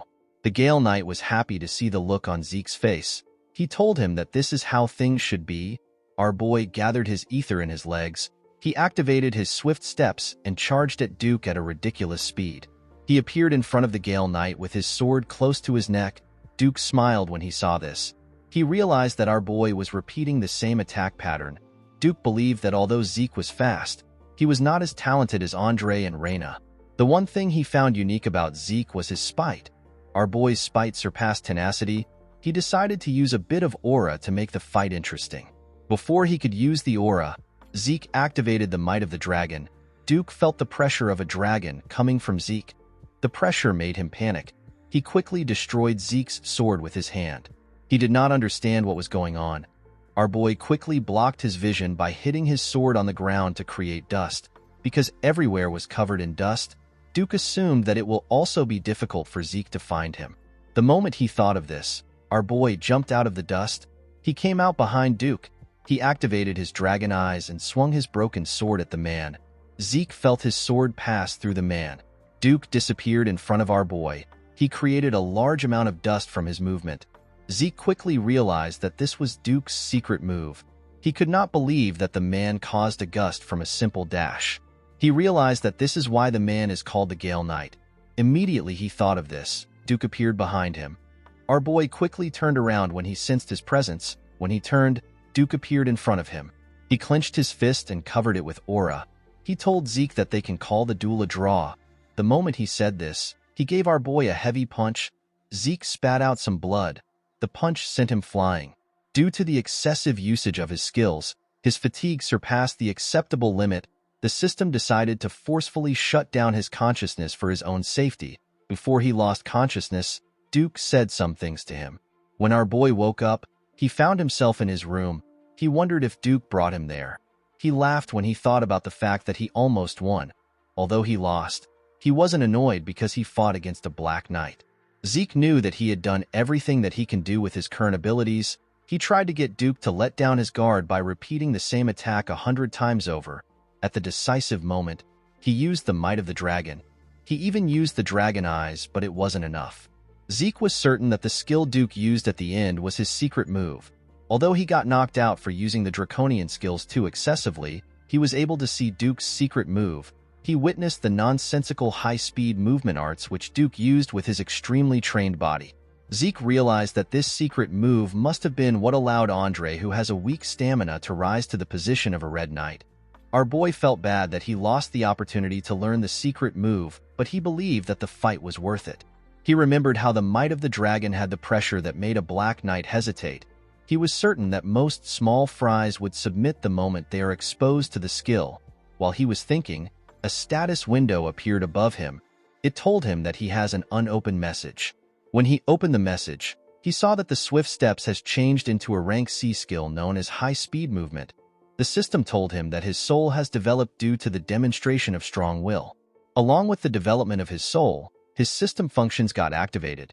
The system told him that it is possible to activate the next function using karma points. Our boy was surprised to see this.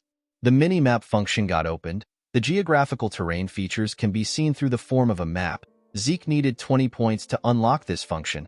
Another function known as inventory got activated. It allows Zeke to save as many items as it can accommodate. Our boy needed 20 points to unlock this function.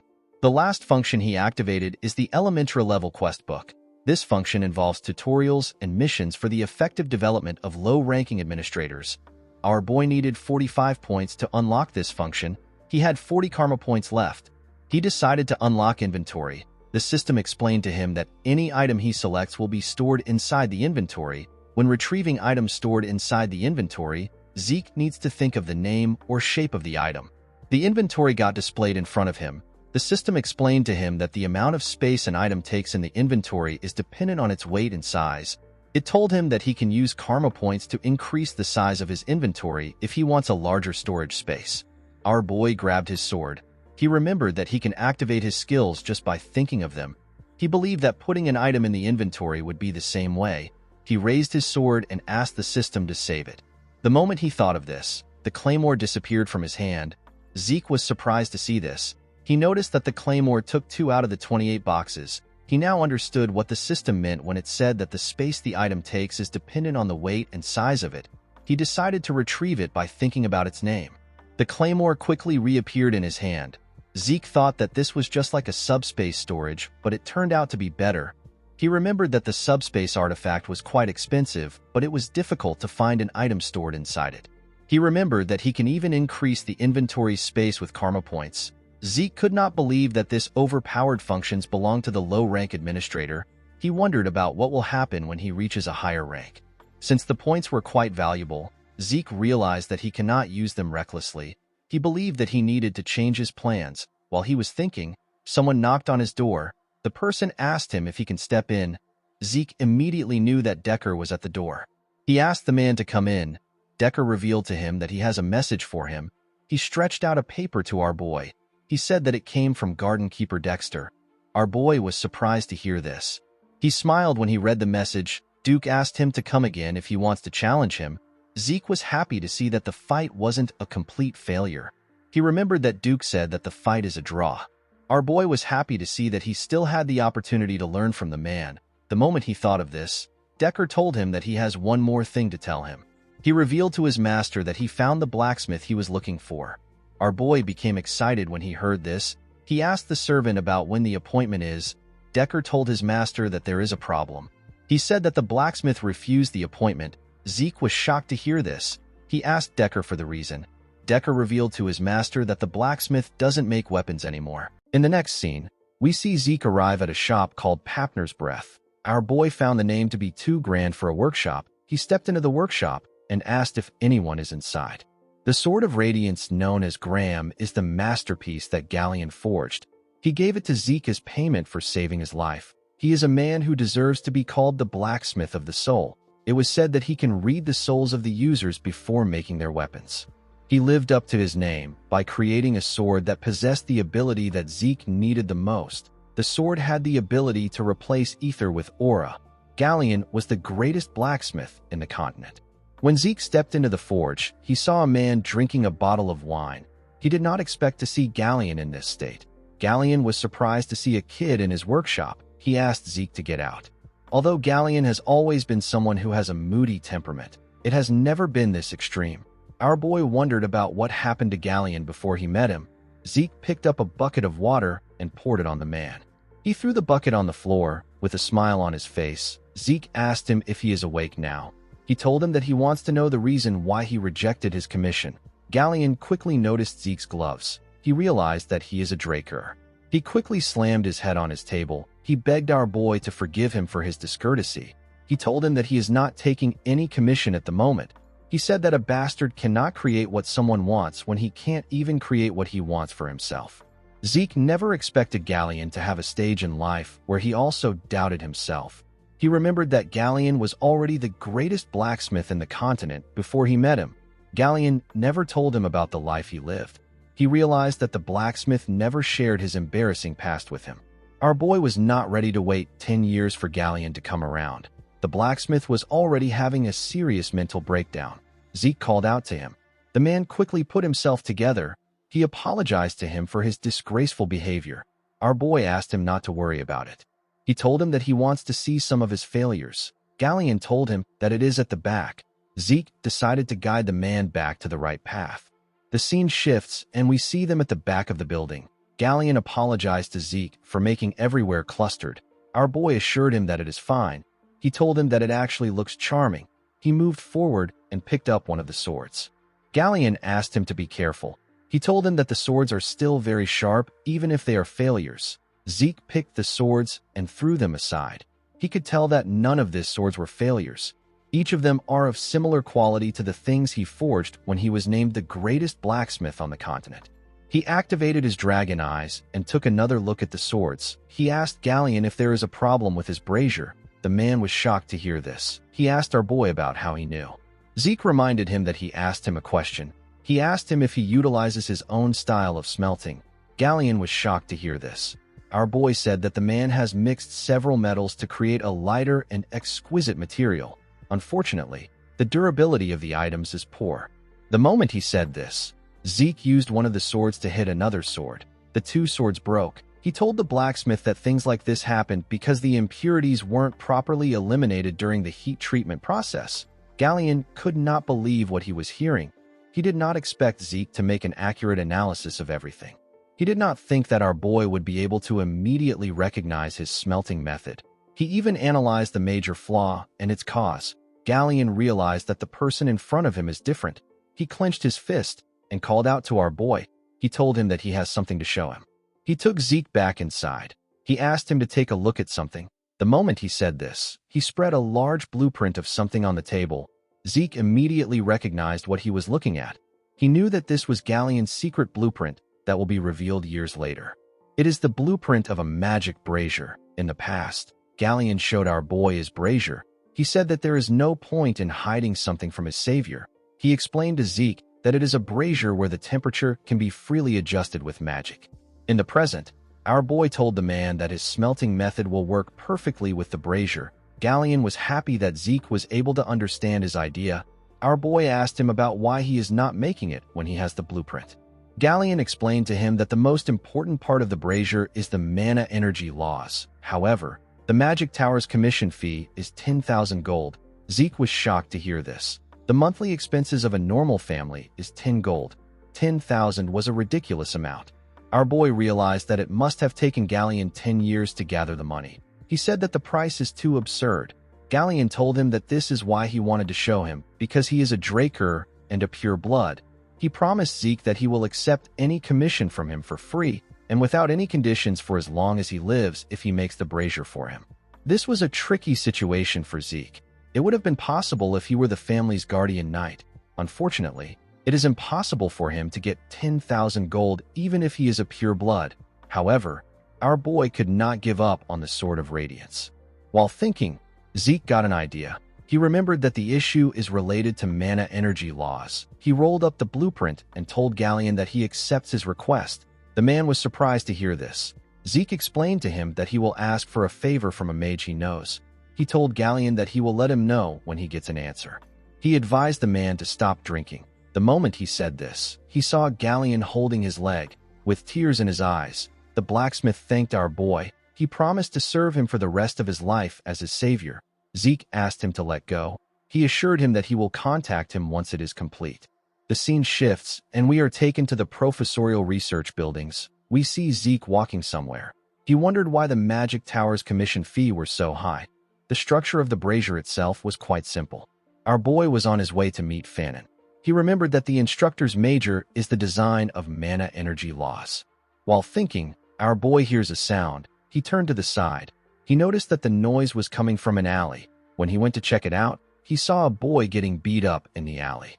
The boy was begging his bully to forgive him. The bully turned out to be Leon. Leon asked the boy to repeat what he said. He saw the boy as Zeke. The poor boy referred to him as Sir Leon Conrad. He apologized to him for putting his lowly hands on him. The bastard referred to the boy as Zeke and told him that he said it well. He slammed his head on the ground with his leg. He told him that he will give him the opportunity to clean up the land that he messed up. The poor boy had no choice but to thank him. Our boy felt sick when he saw this. He decided to leave. Leon continued to beat the boy up. He told him that his existence is an hindrance. He said that Zeke is also an hindrance. He could not accept the fact that Zeke got a golden light during his awakening. He did not like the fact that he had a pure blood awakening that was better than others. He kicked the boy repeatedly and asked him not to mess with him. The idiot believed that his loss against Zeke could not be helped because our boy attacked him before the fight started. He referred to Zeke as a stupid bastard and wondered about how he became a pure blood awakener. He said that it was all luck. While he was beating the boy up, someone called him Freckles. Leon quickly recognized the voice. He stopped hitting the boy. With a smile on his face, Zeke asked his cousin if he has found someone to replace him. With a horrifying look on his face, he told the boys that he will give them 3 seconds to plant their heads in the ground. Leon told our boy that his arrogance has gone through the roof ever since he went through his pure blood awakening. Zeke asked him to shut up. With a scary look on his face, he asked him to get down. The boy became nervous. He felt an unknown pressure. He remembered how Zeke used to crawl between his legs a few months ago. Now he is the one who is scared. This made Leon angry. He called our boy an inferior bastard. He could not believe that he was telling him what to do. He ordered his friends to attack Zeke. The boys were happy to hear this. They quickly charged at him. Zeke asked the boys not to blame him for what is about to happen. The moment he said this, one of them stretched out his hand to punch him. Our boy easily dodged the punch. The boy was annoyed to see this. Zeke gave him a heavy punch that slammed him to the ground and knocked him out. He quickly moved close to the next person and gave him a punch in his chin. One of them tried to attack him from above. Zeke grabbed the idiot and threw him on the person that was about to attack him from behind. He charged at the next person and used his knee to hit him in his face. He went low and punched the boy that he threw. The poor bastard spat out a lot of blood. While he was down, Zeke used his leg to hit the person close to him in his chin. Leon was shocked to see what happened. He could not believe that our boy managed to beat up everyone in his group. He wondered if this was the Zeke Draker that he knew. Our boy asked him not to be scared. He told him that it will only hurt for a moment. Leon quickly took out his sword. He was shaking like a little girl. He told Zeke that he will cut him if he comes closer. Our boy told him that it was not smart for him to draw out his sword. He asked him if he knows what this means. Leon became more scared. Zeke announced that he needs to draw out his sword in order to face the murderous intent of Leon Conrad, who has unsheathed his sword outside the holy training arena. He pulled out his sword and said that he will retaliate in the name of honor. He released a terrifying energy when he said this. Zeke said that the battle will end once one of them is faced with death. Leon began to tremble when he heard this. Our boy reminded him that the opponent will take no responsibility for the outcome to follow. He asked the boy who Leon was beating up to be their witness. The boy turned out to be Liam Stone. After saying this, he told Leon that they can begin. The idiot quickly dropped his sword on the ground. He said that he is sorry. He actually peed himself. He referred to our boy as Sir Zeke Draker and begged him to let him leave. He begged him to let him go. When Zeke saw this, he remembered how he used to beg Leon to let him leave. He called Leon a foolish bastard. He attacked him with a quick slash. He put away his sword and told his cousin that he will be taking his ear as payment. The boy began to scream when Zeke said this. His hand was covered in his blood. Zeke grabbed his head. He told the boy that he will take something else if he sees his ear reattached when they meet again. With a scary look on his face, he told Leon that he will be taking his head next time. He slammed his head on the ground after saying this. He stood up and turned around. Before our boy could leave, Liam stood up and asked him about why he helped him. Zeke asked him not to worry about it. He told him that he wasn't helping him. Our boy was just helping his past self. As he walked out of the alley, he wondered if Galleon's nature rubbed off on him. He could not believe that he almost said something that embarrassing out loud. The scene shifts, and we are taken to Fanon's research lab. Zeke asked the man if it is possible for him to make the brazier. Fanon said that it should be. Our boy told him that he wants him to take care of it. The man asked Zeke to wait. He told him that it is better he listens to his explanation. He told our boy that he is correct about the overall structure being simple. However, the problem is the core in charge of power output. The core is considered the heart of the machine, but the circuit has an extremely tricky restriction. Even though it is small, it requires enough power. They will also need a way to adjust output without delay. Fanon said that something like this is unprecedented. Zeke asked him if it is possible. Fanon said that it is. He explained to our boy that they have two options. He said that he can personally adjust the design with the core in mind. He told him that it will take at least 15 years to redo the design for the core. Zeke was shocked to hear this. The instructor said that it really takes a long time. He told our boy that they still have another method. He said that they can avoid designing the core and use an alternative material. Although this would save them a lot of time, the material needed is a high-compression mana stone. Zeke could not believe what he was hearing. He reminded the instructor that this is an ancient artifact that can't be made with modern technology. Fanon told him that he is correct. He said that it is extremely hard to find an artifact in the ruins. To come across a mana stone that can withstand their design, it will cost them over 3,000 gold. Zeke was shocked to hear this.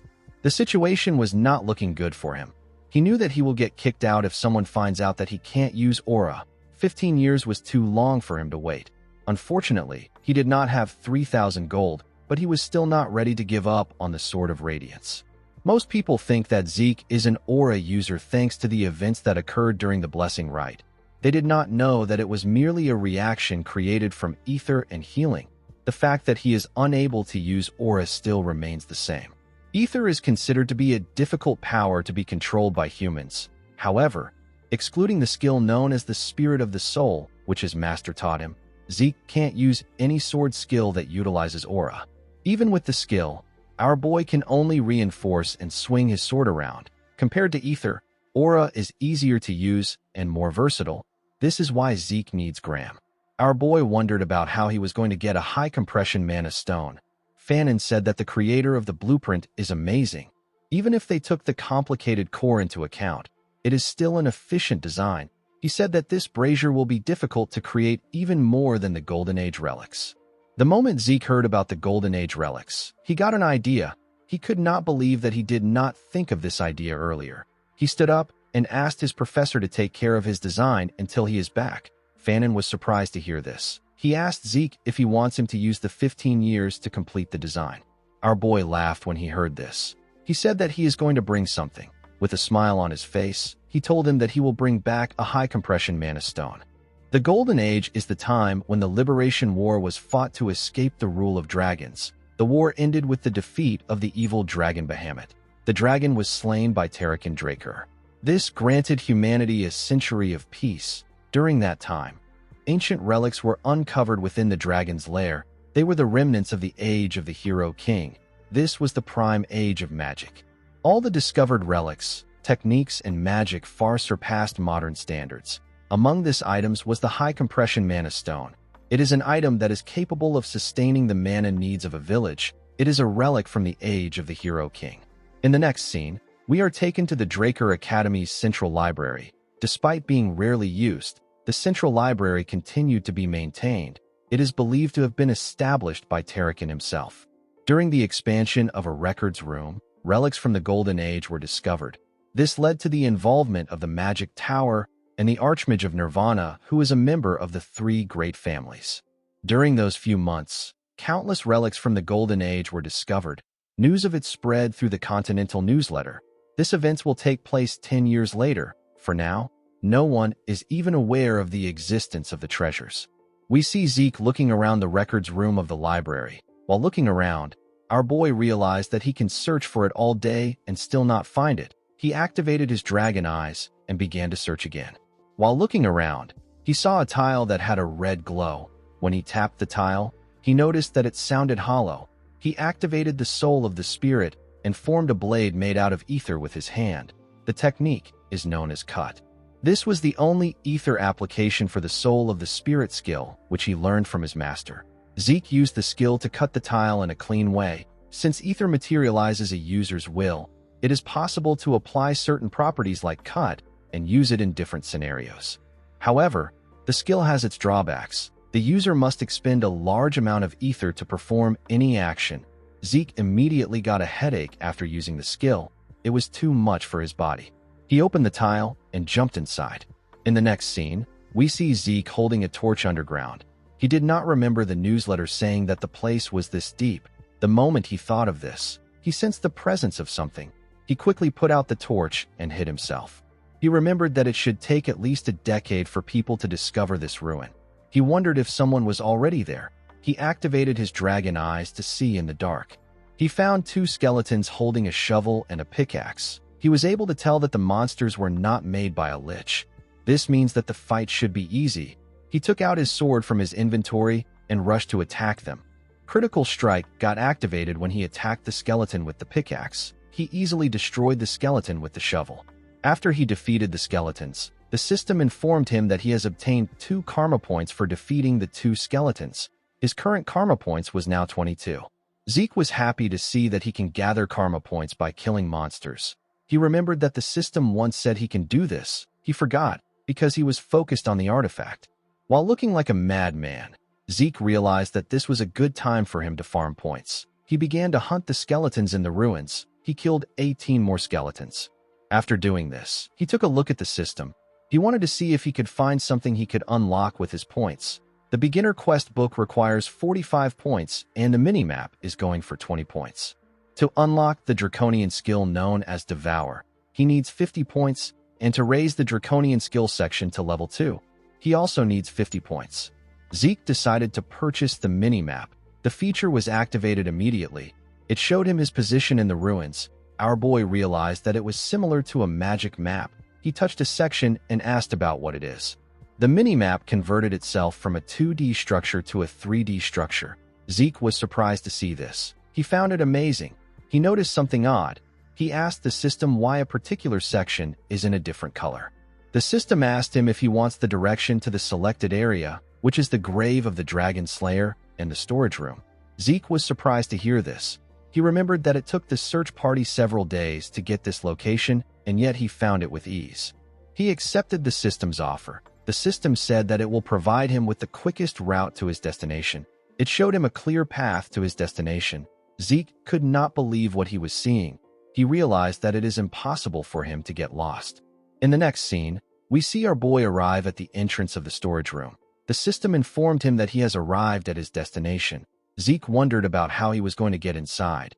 He placed his hand on the door. He realized that he couldn't push it to get in.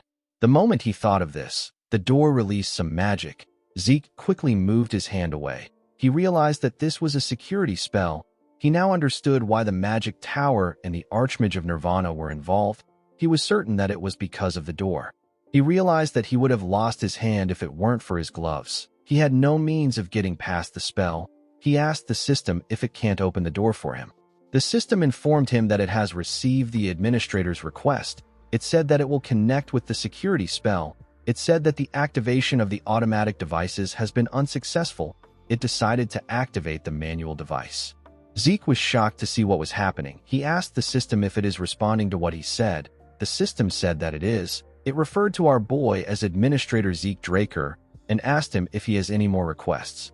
Zeke could not comprehend what was happening. He asked the system to tell him why it forced him to regress. The system said that it cannot answer the question. Our boy decided to ask another question. He asked the system to tell him what the administrator system is. The system said that it cannot answer his question. He asked the system to tell him who made it. The system said that it cannot answer the question again. It asked him if he has any more questions. Zeke felt frustrated that the system was not answering his important questions. He asked the system to just open the door. The system confirmed the request. It informed him that the grave of the Dragon Slayer, which is the storage room, has been opened. The moment it said this, the door got opened. When Zeke stepped into the room, he was surprised to see how large it was. He saw several treasure chests in the room. A treasure chest is a chest filled with valuable relics and treasures. Finding even one of these relics would be considered a miracle.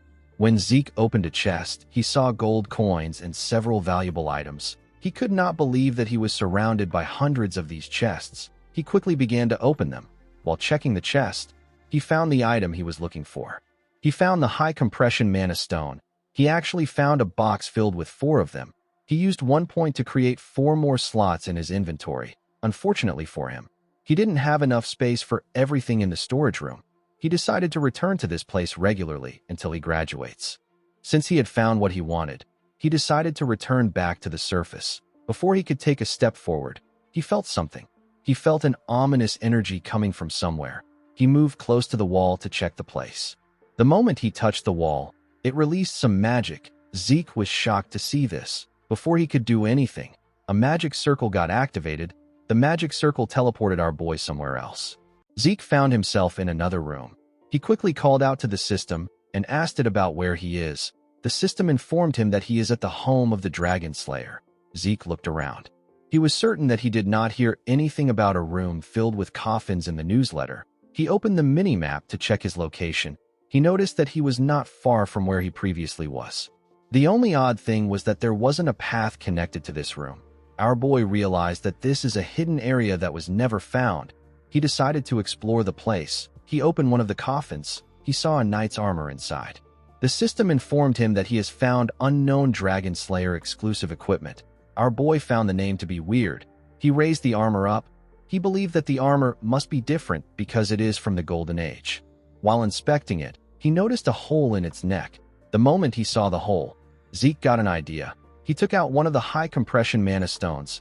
He wanted to make use of the opportunity when he inserted the high compression mana stone into the hole. The system informed him that he has installed a mana battery into the Dragon Slayer exclusive equipment. The moment it said this, the armor opened its eyes. Zeke became excited. Unfortunately for him, the armor began to shake. Our boy did not understand what was happening.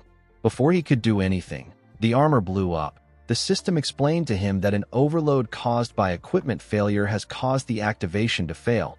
It said that an explosion will occur in a few seconds. It advised Zeke to hide. Our boy was annoyed to hear this. He told the system that the explosion already occurred. The system apologized to him. Zeke could not believe that a high compression mana stone was the energy source for this ancient armors.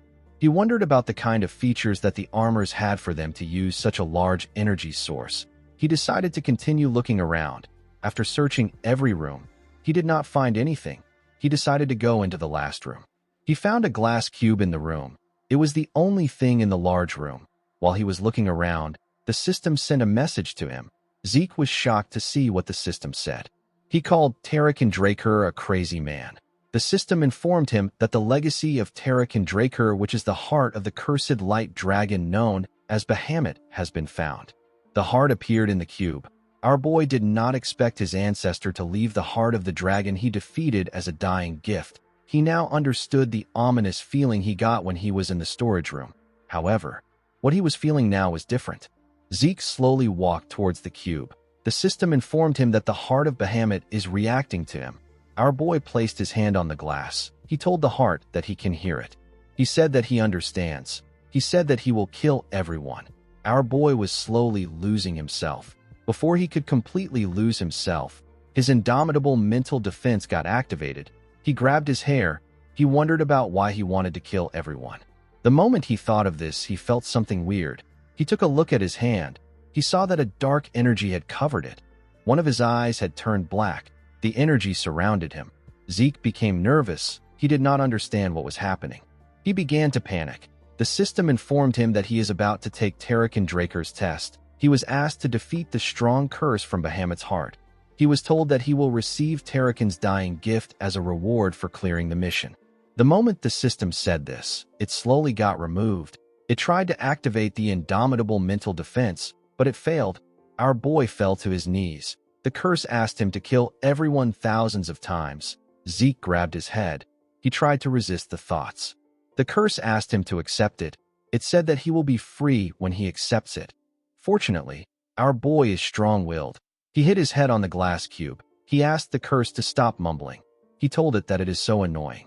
As blood gushed down from his head, Zeke smiled at his cursed self. He called it a dumbass and told it that freedom is something to be won.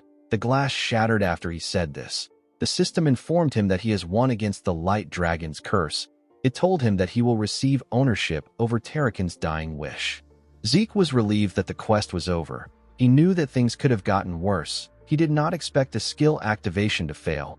While he was thinking, his healing factor and infinite stamina got activated. The system informed him that he has started to absorb the heart of Bahamut. When our boy raised his head up, he saw the heart glowing. It fired a large amount of energy at him. The energy pushed him back. Zeke could not comprehend what was happening.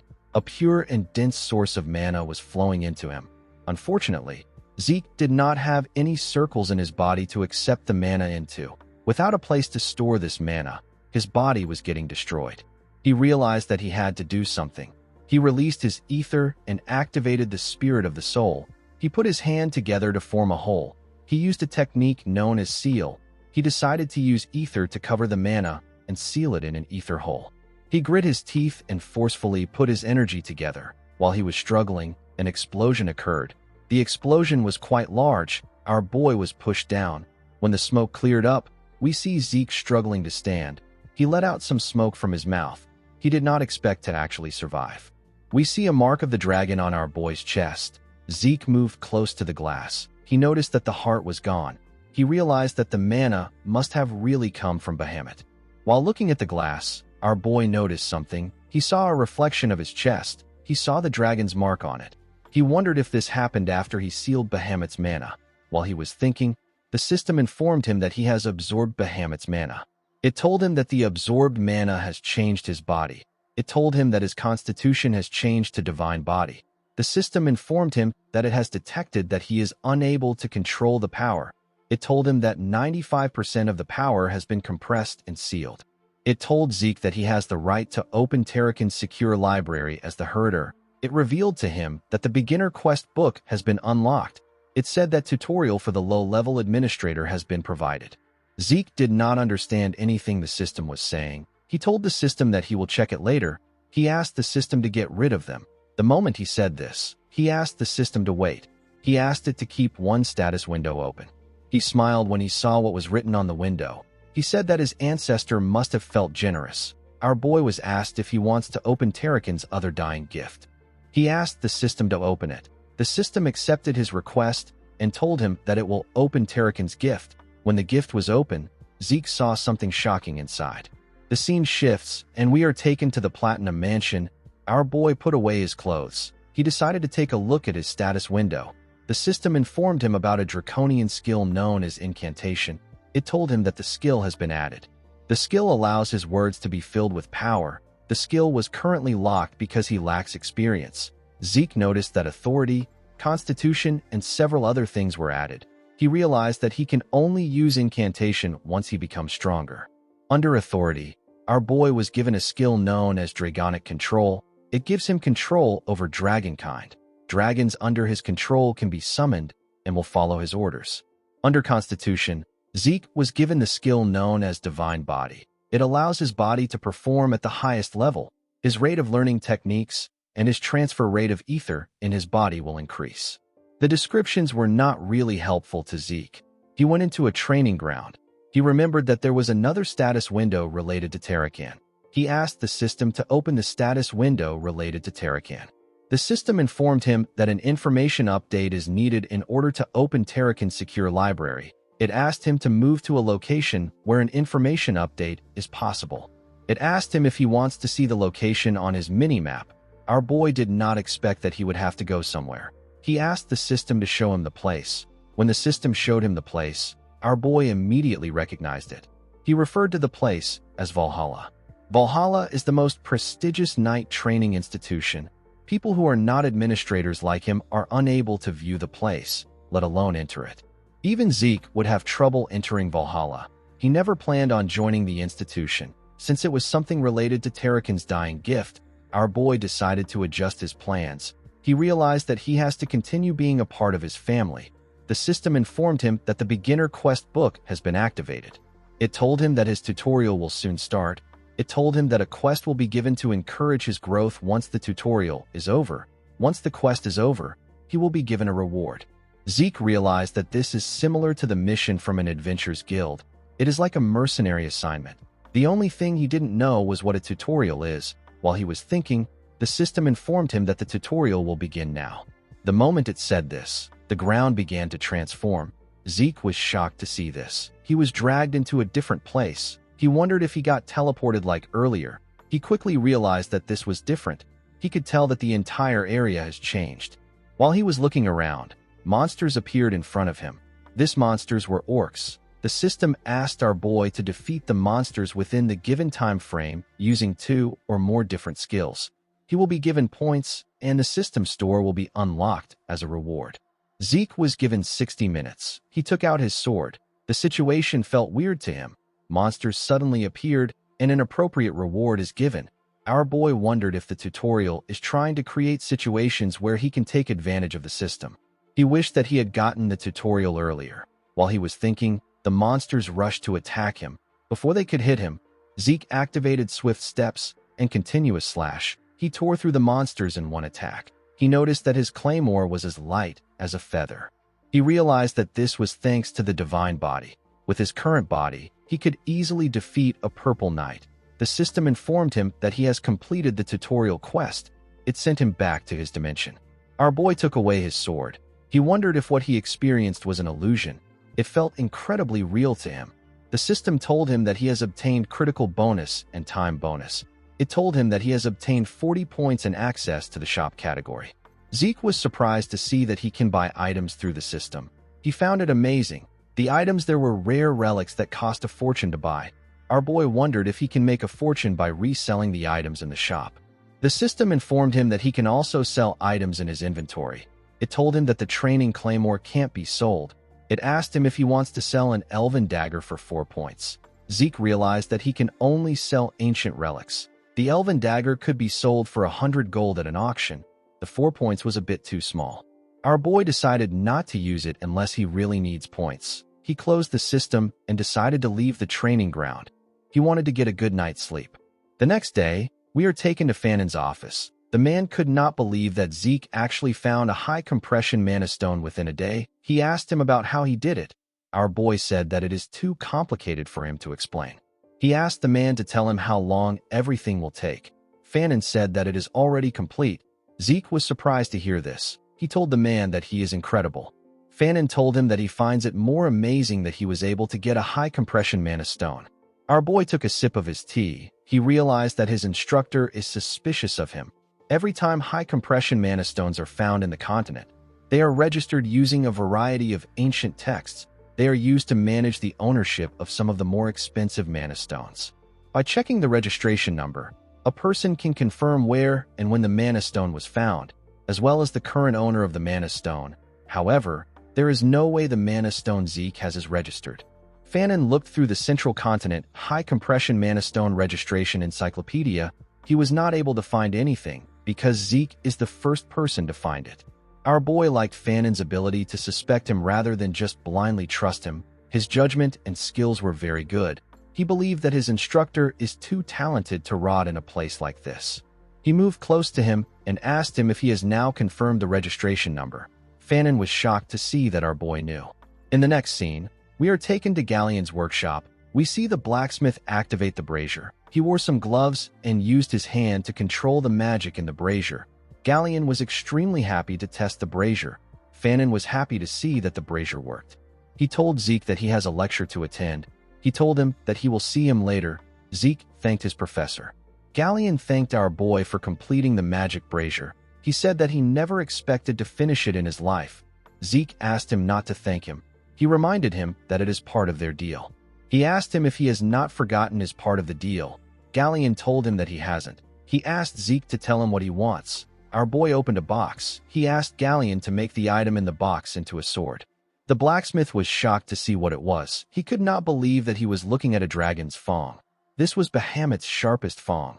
Galleon was extremely impressed. He said that he has never seen a fang of this size in such a perfect condition. He asked Zeke about where he got it. The fang was Tarakin's second dying gift. Our boy did not expect his ancestor to take the dragon's heart and fang. He realized that Tarakin must have loved to collect things. He told Galleon that it is a bit complicated. The moment he said this, he noticed that the man was shaking. He moved close to him and asked him if he is all right. Galleon could not believe that Zeke gave him a magic brazier, and now he is giving him the chance to work with the dragon's fang. With a look of determination on his face, Galleon promised Zeke that he will exceed his expectations. He said that he will create his blade even if it costs him his life. Our boy believed that this is expected because it is a request from someone that saved his life. He remembered that Galleon also made the same promise in his past life. At that time, he begged the man not to do too much. He smiled when he realized that Galleon was still the same. He told him that he will leave the rest to him. As he walked out of the workshop, he wondered about the kind of sword that Galleon will make this time. He was looking forward to it. The scene shifts, and we see our boy arrive in his room. He was quite tired. He did not expect to go through so much stress just to make a sword. He remembered that it has been a week since he received a note from Duke. Duke asked him to come find him. He believed that something will happen sooner or later. While he was thinking, he sensed something. When he turned around, he saw Duke step into his room through his balcony. The man seemed to be angry. He asked Zeke to tell him why he didn't come. Our boy began to shake. With a scary look on his face, Duke asked him to tell the truth. Zeke could tell that the man really wanted to kill him. He reminded the man that he told him to find him if he wants to challenge him again. He told Duke that he didn't come because he had no intention of challenging him again. Duke grabbed Zeke's clothes. He reminded him that he asked him to tell the truth. The moment he said this, he threw Zeke out through the balcony. Our boy was shocked to see himself in the air. He noticed that he was in a really high place. He realized that he will die before he gets the chance to heal. He quickly reached for the balcony. Before he could touch it, Duke grabbed his neck. He asked Zeke if he really has no intention of challenging him again. He told our boy that it is impossible for him not to be aware of his intentions. He realized that Zeke didn't come even after reading his message on purpose. He did the same thing when they met at the infirmary. The man realized that Zeke was trying to irritate him. He told him that he will give him 5 seconds. He advised him to tell the truth this time. Zeke smiled at him. He told him that he is funny. The man started counting down. Our boy reminded him that he has not yet even revealed his true identity to him. He reminded him that he is known as Garden Keeper Dexter. Duke smiled when he heard this. He threw Zeke back inside the room. Our boy slammed his head on the wall. Duke told him that he is right.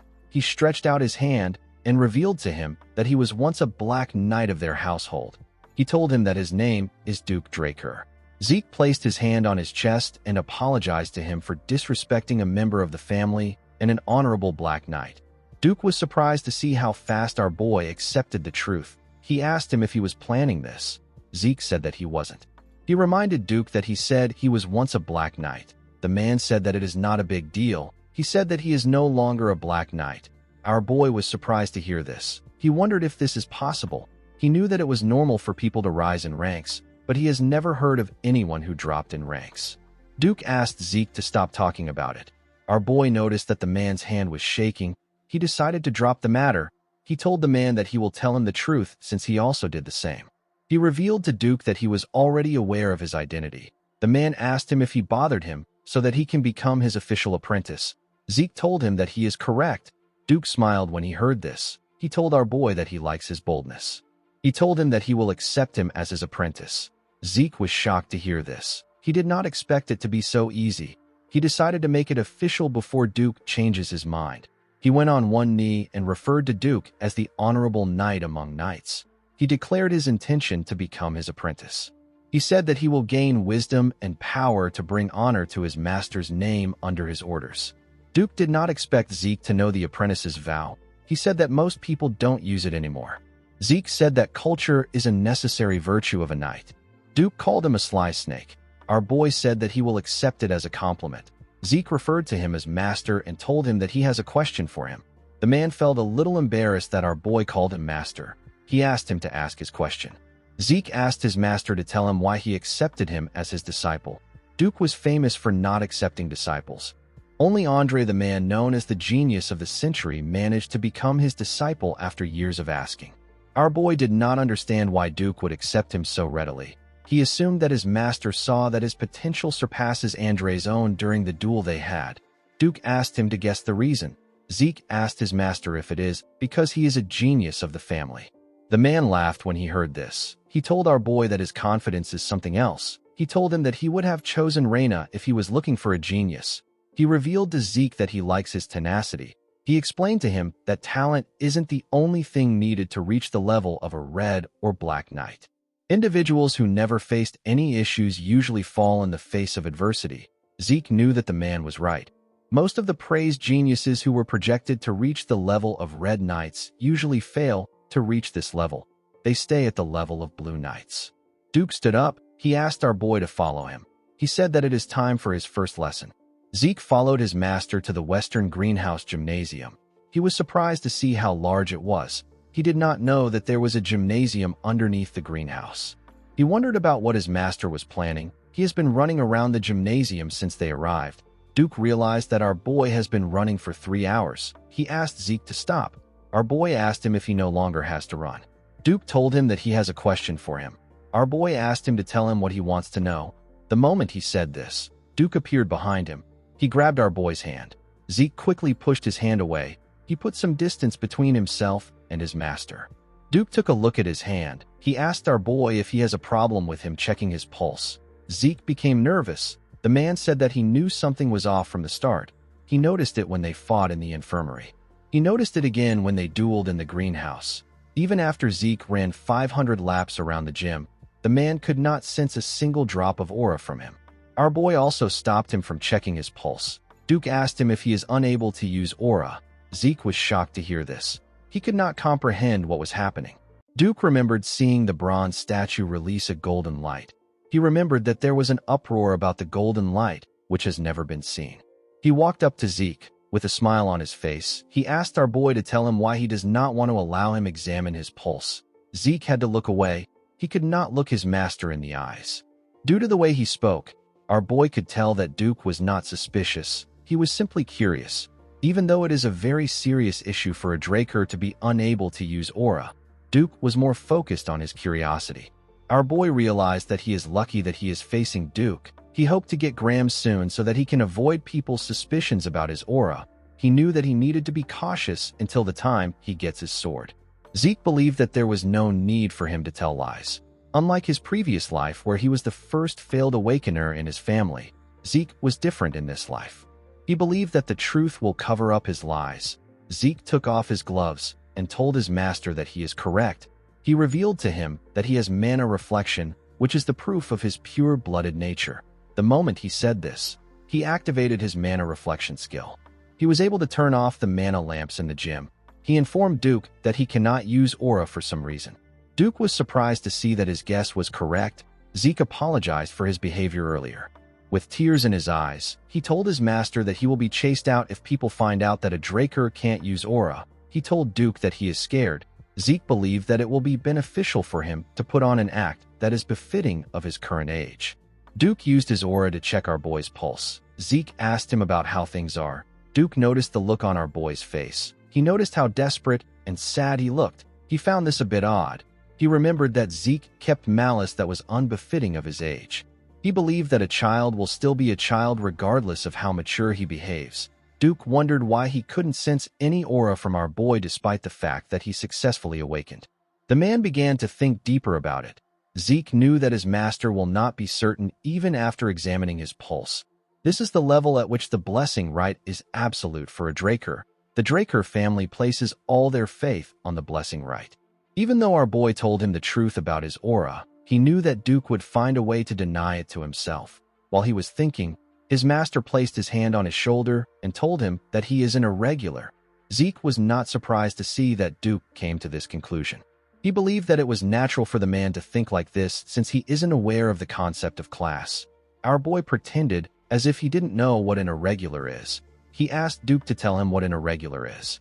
Duke said that it is a term used to refer to people with anomalous abilities. An example of this is the ability to use aura and mana together. Another example is an irrational ability of peering into the future. Due to their abilities, irregulars are not treated well. Duke asked our boy not to tell anyone about his ability. As Zeke ran after his master, he asked him to tell him why he thinks he is an irregular. Duke told him that he has an insane amount of stamina and incredible recovery. No matter how light the damage is, treating internal wounds take time. Yet Zeke was able to recover almost instantly. He told our boy that it must have taken a ridiculous amount of energy for him to heal instantly. The man asked Zeke to tell him what he thinks energy is. Our boy told him that it is aura. Duke explained to him that his energy is being constantly consumed in exchange for stamina and regeneration. Thanks to this, there is barely any energy left for him to sense. He told Zeke that this is just his own theory.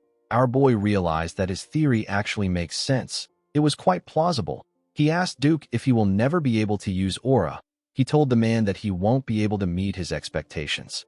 Duke laughed when he heard this. He walked up to the stage. He asked Zeke not to worry about it. He revealed to him that his Gale art is a special art that doesn't use aura. Zeke joined him on the stage. The man explained to him that a special art is a special skill personally developed by a knight who has reached great heights. Normally, the special arts is a specialization of dragon slaying, so it would be proper to use aura. However, the Gale arts uses only a trained body. Duke told Zeke that he will show him a demonstration. He asked him to pay attention. The moment he said this, the man moved at a crazy speed. Zeke had to quickly follow him with his eyes. All he was seeing were afterimages of his master. After displaying his technique, Duke returned back to his original spot. He asked Zeke if he was able to see it. Our boy stood up. He asked him if he can follow his footsteps. Duke asked him if he will be fine if he does not show him again. Zeke told him that this is enough. The man smiled when he heard this. He told our boy that his confidence is that of a black knight. He asked him to give it a try. Zeke crouched and took a stance. He looked around and began to move. He put his legs exactly in the same place Duke left his footsteps. Duke was shocked to see this. Now that he was directly mimicking the man's movement, our boy could see things that he couldn't before. He noticed that Duke moved as if he was sparring with someone.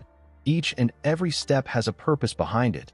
Some were for attacking, some were for dodging an attack, others were for closing the distance, and also to increase it. There were no wasted movements. After he was done copying it, Zeke went back to his original position. Duke could not believe what he was seeing. It wasn't as if Zeke wasn't gifted a week ago, but he wasn't this good. He wondered about what happened to our boy during that 1 week. The difference was like heaven and earth. Duke smiled like a crazy person. He said that Zeke is perfect. With an arrogant look on his face, Zeke asked him if he has done enough for him to get the confidence of a black rank. Duke realized that his disciple's only problem is his arrogance. He put him in a chokehold. He reminded our boy that he was just crying his eyes out some seconds ago. He asked him to be humble. Zeke asked his master if he is going to spread this story around. Duke referred to him as his arrogant disciple and told him that it depends on his attitude. Our boy told him that a black knight shouldn't have such a loose tongue. The scene shifts, and we are taken to the academy's dining hall. We see Zeke put a large amount of different foods on his plate. It has already been a month since Duke started training him. His appetite just keeps on increasing. While Zeke was shoving his food down his throat, someone approached him. The person turned out to be Andre. The instructor asked him if he could give him some of his time. Zeke told the man that he is a bit busy. He told him that they can talk now. Andre sat down and asked our boy to tell him how he managed to convince Sir Dexter. Zeke did not expect him to go straight to the point. He understood why Andre was acting like this. Since the man has not yet become Duke's disciple, the news that our boy became his disciple must have made him a little anxious. Zeke told the instructor that he didn't really do much. He said that Sir Dexter chose him on his own. Andre was annoyed to hear this. He watched Zeke as he stuffed his face with his food. He asked him if he was chosen because he is a pure blood. Our boy was surprised to hear this. He put his cutleries down and told Andre that he has a serious inferiority complex. The man was shocked to hear this. His hand began to shake. He asked Zeke if this is all he has to say. Zeke told him that he is not halfway through. He told the man that his bloodline might have been what made Dexter interested in him in the first place. He asked Andre if he believes that Dexter is a man who will choose a disciple for this simplistic reason. Zeke told his instructor that he was able to use the man's intrigue as a foundation to become his disciple. He said that this is a testament to his own abilities. Our boy wiped his lips and threw the cloth at Andre. He asked the man to stop wasting his time patting his ego with his inferiority complex. Zeke stood up and asked the instructor to put in some efforts if he wants to be chosen. Andre did not like what he was hearing. In the next scene, we are taken to the Western Greenhouse Arena. We see someone running around the arena. Zeke asked his master if he knows what is happening. Duke said that he is also curious. He revealed to our boy that he does not know what has gotten into the man. The man turned out to be Andre. The instructor was breathing heavily as he ran. Duke explained to our boy that Andre came to beg him. He said that he is fine with being a servant as long as he can stay by his side. Duke told the man that he will take him in if he can run 300 laps without aura. This is why Andre is running around the arena. Zeke was surprised to hear the amount of laps he had to run without aura. Duke told him that Andre is a tenacious person. Our boy agreed with him. He always thought of Andre as a self-righteous nerd. He was happy to see that the man has quite the backbone. In the next scene, we see the students of the academy gathered outside. Someone asked his friend if he knows why they are there. The boy called him an idiot and asked him if he has forgotten what today is. He said that today is the day of the patriarch's visit. The moment he said this, we see a carriage arrive at the front of the school. Someone announced that the patriarch has arrived. The dean ordered everyone to get ready. They all accepted his orders. A knight moved close to the carriage and opened the door. The patriarch stepped out of the carriage. He told Howard that it is good to see him again. The dean bowed his head and said that he greets the master of the Drakers. The knights that were in front bowed their heads and also greeted the patriarch. The knights behind them all held their swords and stood in an upright position. The patriarch walked up to Howard with his overwhelming energy. He reached out his hand to Howard. He gently tapped him on his shoulder and told him that he is always hardworking. The dean said that his work is nothing compared to his. With a smile on his face, the handsome patriarch told Howard that he is the only one who understands him. The patriarch is known as Arthur Draker. He is the master of all Drakers. Howard told the patriarch that the sun is quite hot today. He told him that it will be better if they go inside. Arthur raised his hand when he heard this. Howard quickly stopped talking. The patriarch moved close to where the students were. They were all excited to see him. Arthur raised his hand and called the students young dragon slayers. He told them that they are the hope and the future of the Drakers. He advised them to train harder. He told them that their development will be the Drakers' development. The students bowed their heads and accepted the order from the master of the Drakers. After saying this, Arthur turned around and told Howard that they can go in now. The man accepted his order. The scene shifts and we see Zeke greeting his father. He referred to him as the leader of all knights and the guardian of the name of the Dragon Slayer. He told him that he greets him with respect. Arthur laughed when he heard this. He told his son that nobody greets like this anymore. He asked Zeke to take a sit. Arthur placed a tray containing tea and other snacks on the table. He told our boy that he heard that he likes tea. He said that he prepared something rare. He told him that he hopes he likes it. Zeke thanked his father for the tea. He realized that even the food he likes was being reported to him. Zeke heard people say that they may be things that the Emperor doesn't know, but there will never be anything that a Draker doesn't know. Our boy felt like this saying was true. His father informed him that he called for him because he heard that he became Duke's disciple. Zeke did not expect him to go straight to the point. He told his father that Duke did him a great favor. Arthur agreed with him. He told his son that he does not know what his goal is, but he will be able to accomplish it if he follows Duke's teachings. Zeke revealed to his father that he wants to be the strongest on the continent. Arthur glared at his son when he heard this. Zeke told him that he will become stronger than everyone so that he can live freely. With a smile on his face, our boy said that this is his goal. Arthur's expression changed when he heard this. He released his aura and asked his son if he plans to surpass even him. Zeke began to sweat. He felt like something was pushing him down. He recognized this power. It is known as Astral Sword. It is said to give a person power over all living things within its radius. It is the pinnacle of aura usage that only Black Knights can reach. Arthur began to smile. He noticed that his son was pushing back. Zeke told his father that he will surpass him. The patriarch seemed to be pleased. He took away his astral sword. He told his son that this is the most interesting thing he has heard in ages. Zeke did not expect the master of the Drakers to be this powerful. The man is a real Black Knight, the pinnacle of strength. Duke was already ridiculously strong, but the patriarch was on a whole other level. Zeke was scared. Arthur informed his son that he came to support him in the academy. He said that his support is no longer enough. He put his hand into his clothes and brought out something. He placed it on the table. He told his son that this is a gift for becoming Duke's disciple. Zeke was shocked to see what it was. It was a card that had the Draker emblem on it. Our boy called it a black card. Due to his son's reaction, Arthur was able to tell that he already knew what it is. The black card is a credit card only given to a select few. Our boy never thought that he would get to see one in person. Just having the card gives one incredible benefits. The card also doesn't have a limit. Arthur explained to his son that he will put the card under both their names so that he can use it freely. Zeke bowed his head and thanked his father. He said that he will use it only when necessary.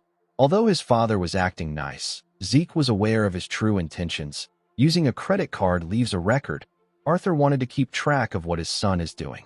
Due to the fact that his father was using this method instead of opting for the Black Martial Squad, Zeke was able to deduce that his father must not yet see him as a threat.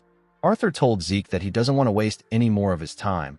He said that he must be busy training to become the strongest on the continent. He told our boy that he is excused. Zeke bowed his head and left the room. The patriarch rested his head on his chair.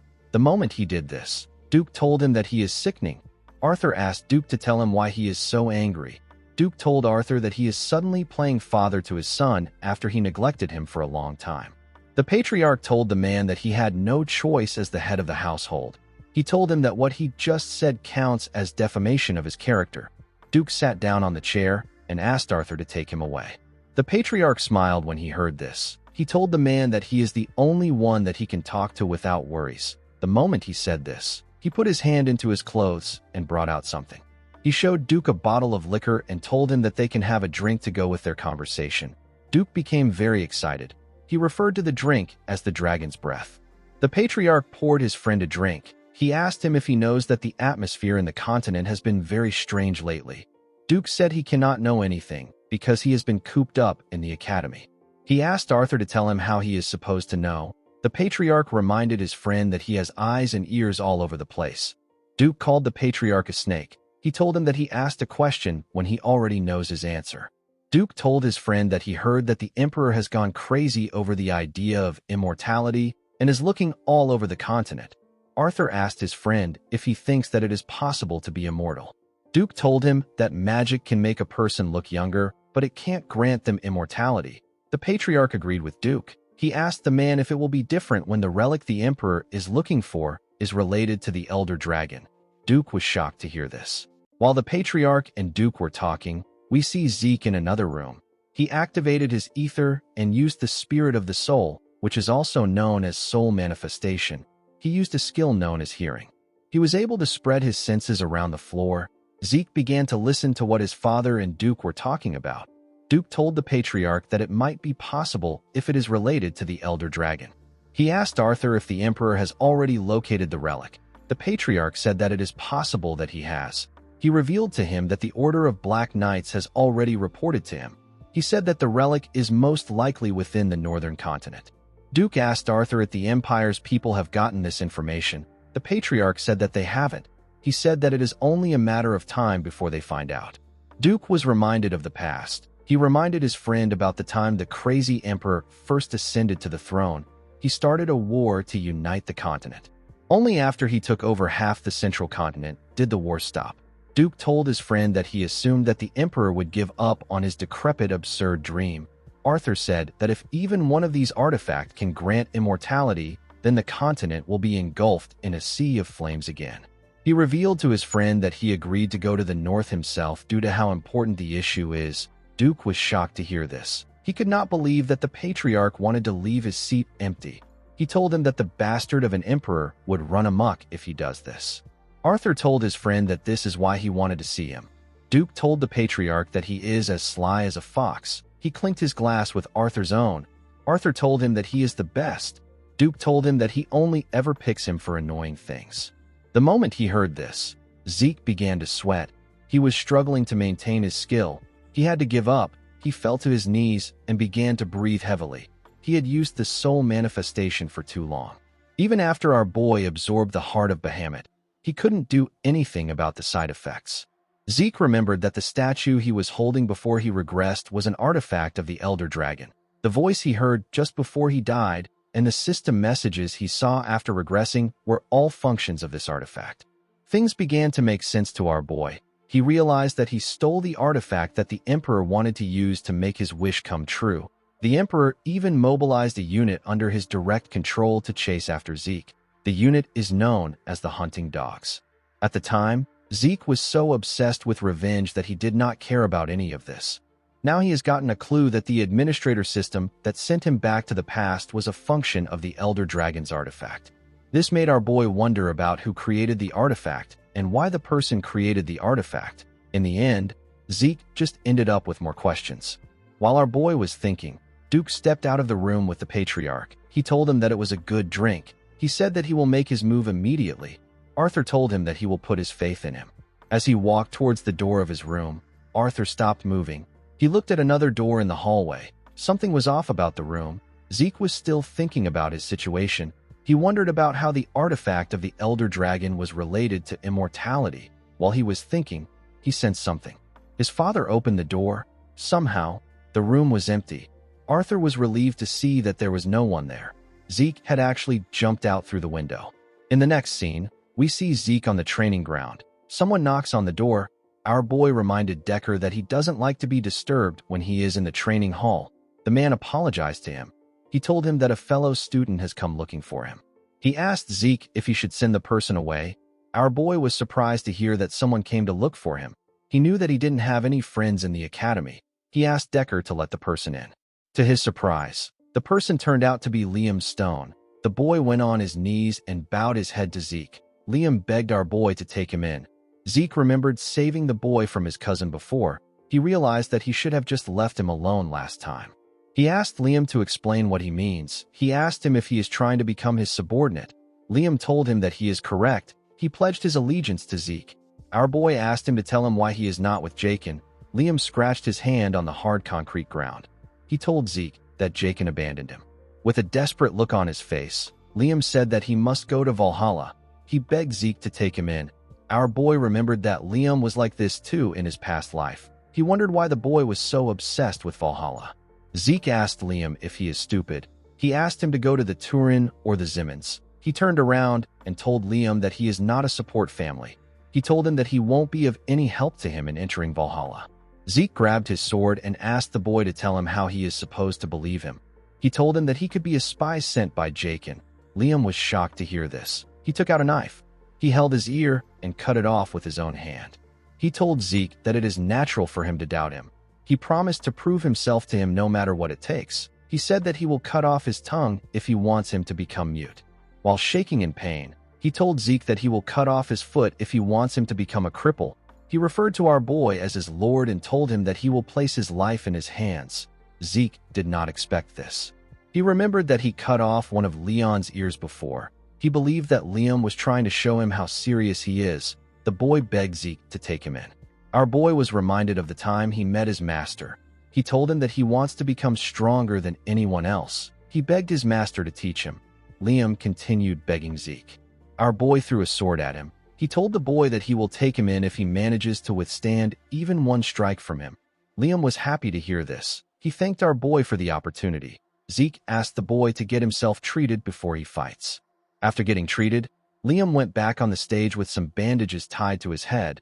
The boy believed that one strike from Zeke would be easy because he is someone who can also use the Draker aura. However, now that he was standing in front of our boy, he realized that they were not in the same league. He could not believe that Zeke is actually the same age as him.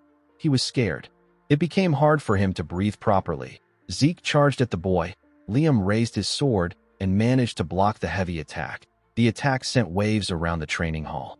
Unfortunately for him, he could not withstand Zeke's attack. Our boy was able to push him back and knock his sword out of his hand. Zeke asked Liam if this is all he has. He told the boy that he is quite miserable. He told him that he can tell he is determined. He advised Liam to give up on going to Valhalla. The boy called out to Zeke. Our boy realized that Jaken must have really cast Liam aside. He remembered that Liam is a descendant from a very distant family. If he didn't become Jaken's attendant, he wouldn't have been able to enter the cradle. The academy is a place where power is limited. Even a direct descendant like Zeke was expelled in the past. It won't be odd if Liam is also expelled now. Zeke believed that the boy had to accept his fate. The moment he thought of this, he felt something.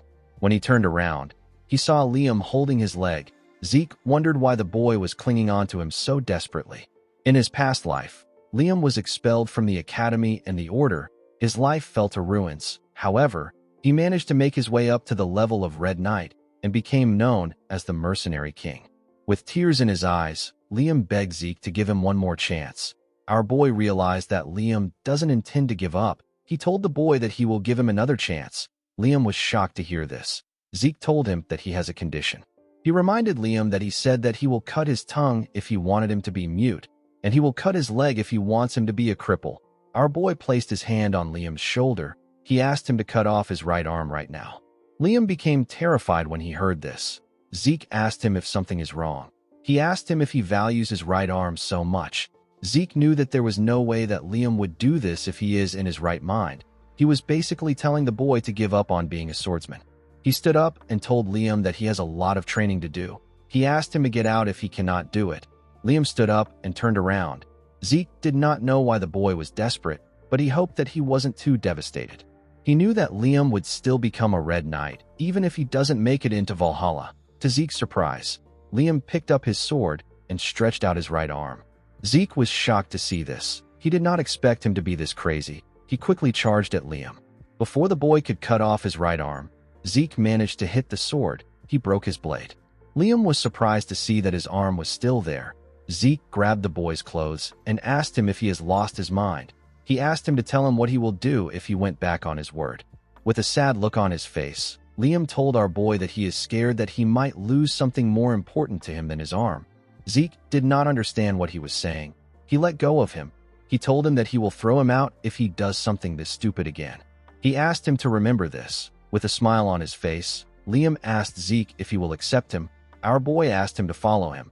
He told him that people won't think well of him if someone he calls his subordinate is missing a ear. In the next scene, we see the boys in the dining room of the Platinum Mansion. Liam was touching his ear. He asked Zeke if it is really alright for him to use such a valuable potion. Our boy told him that he is investing in him.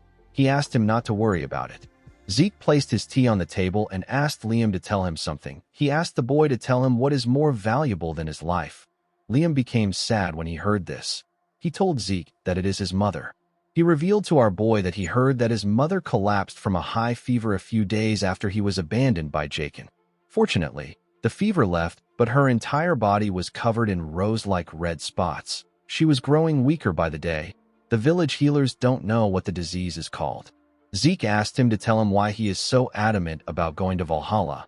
Liam said that Valhalla students and their families are offered the greatest medical treatments available on the continent. Zeke took out a pen and added some ink to it. He started writing on a paper. Periodic high fevers and rose-like red spots are symptoms of a certain disease.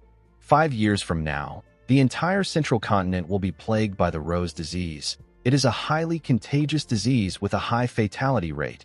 Countless people will lose their lives to this disease. Fortunately, a radical treatment will be invented, and it will put an end to the spread of the disease. When he was done writing, Zeke gave Liam the paper. He told him that it contains the method for producing the medicine that can heal his mother's illness. Our boy told him that it is not very difficult to make. He assured him that his village healers will be able to make it. Liam was shocked to hear this. He accepted the paper and thanked Zeke. He asked him about how he knows a cure when the healers didn't even know the name of the disease.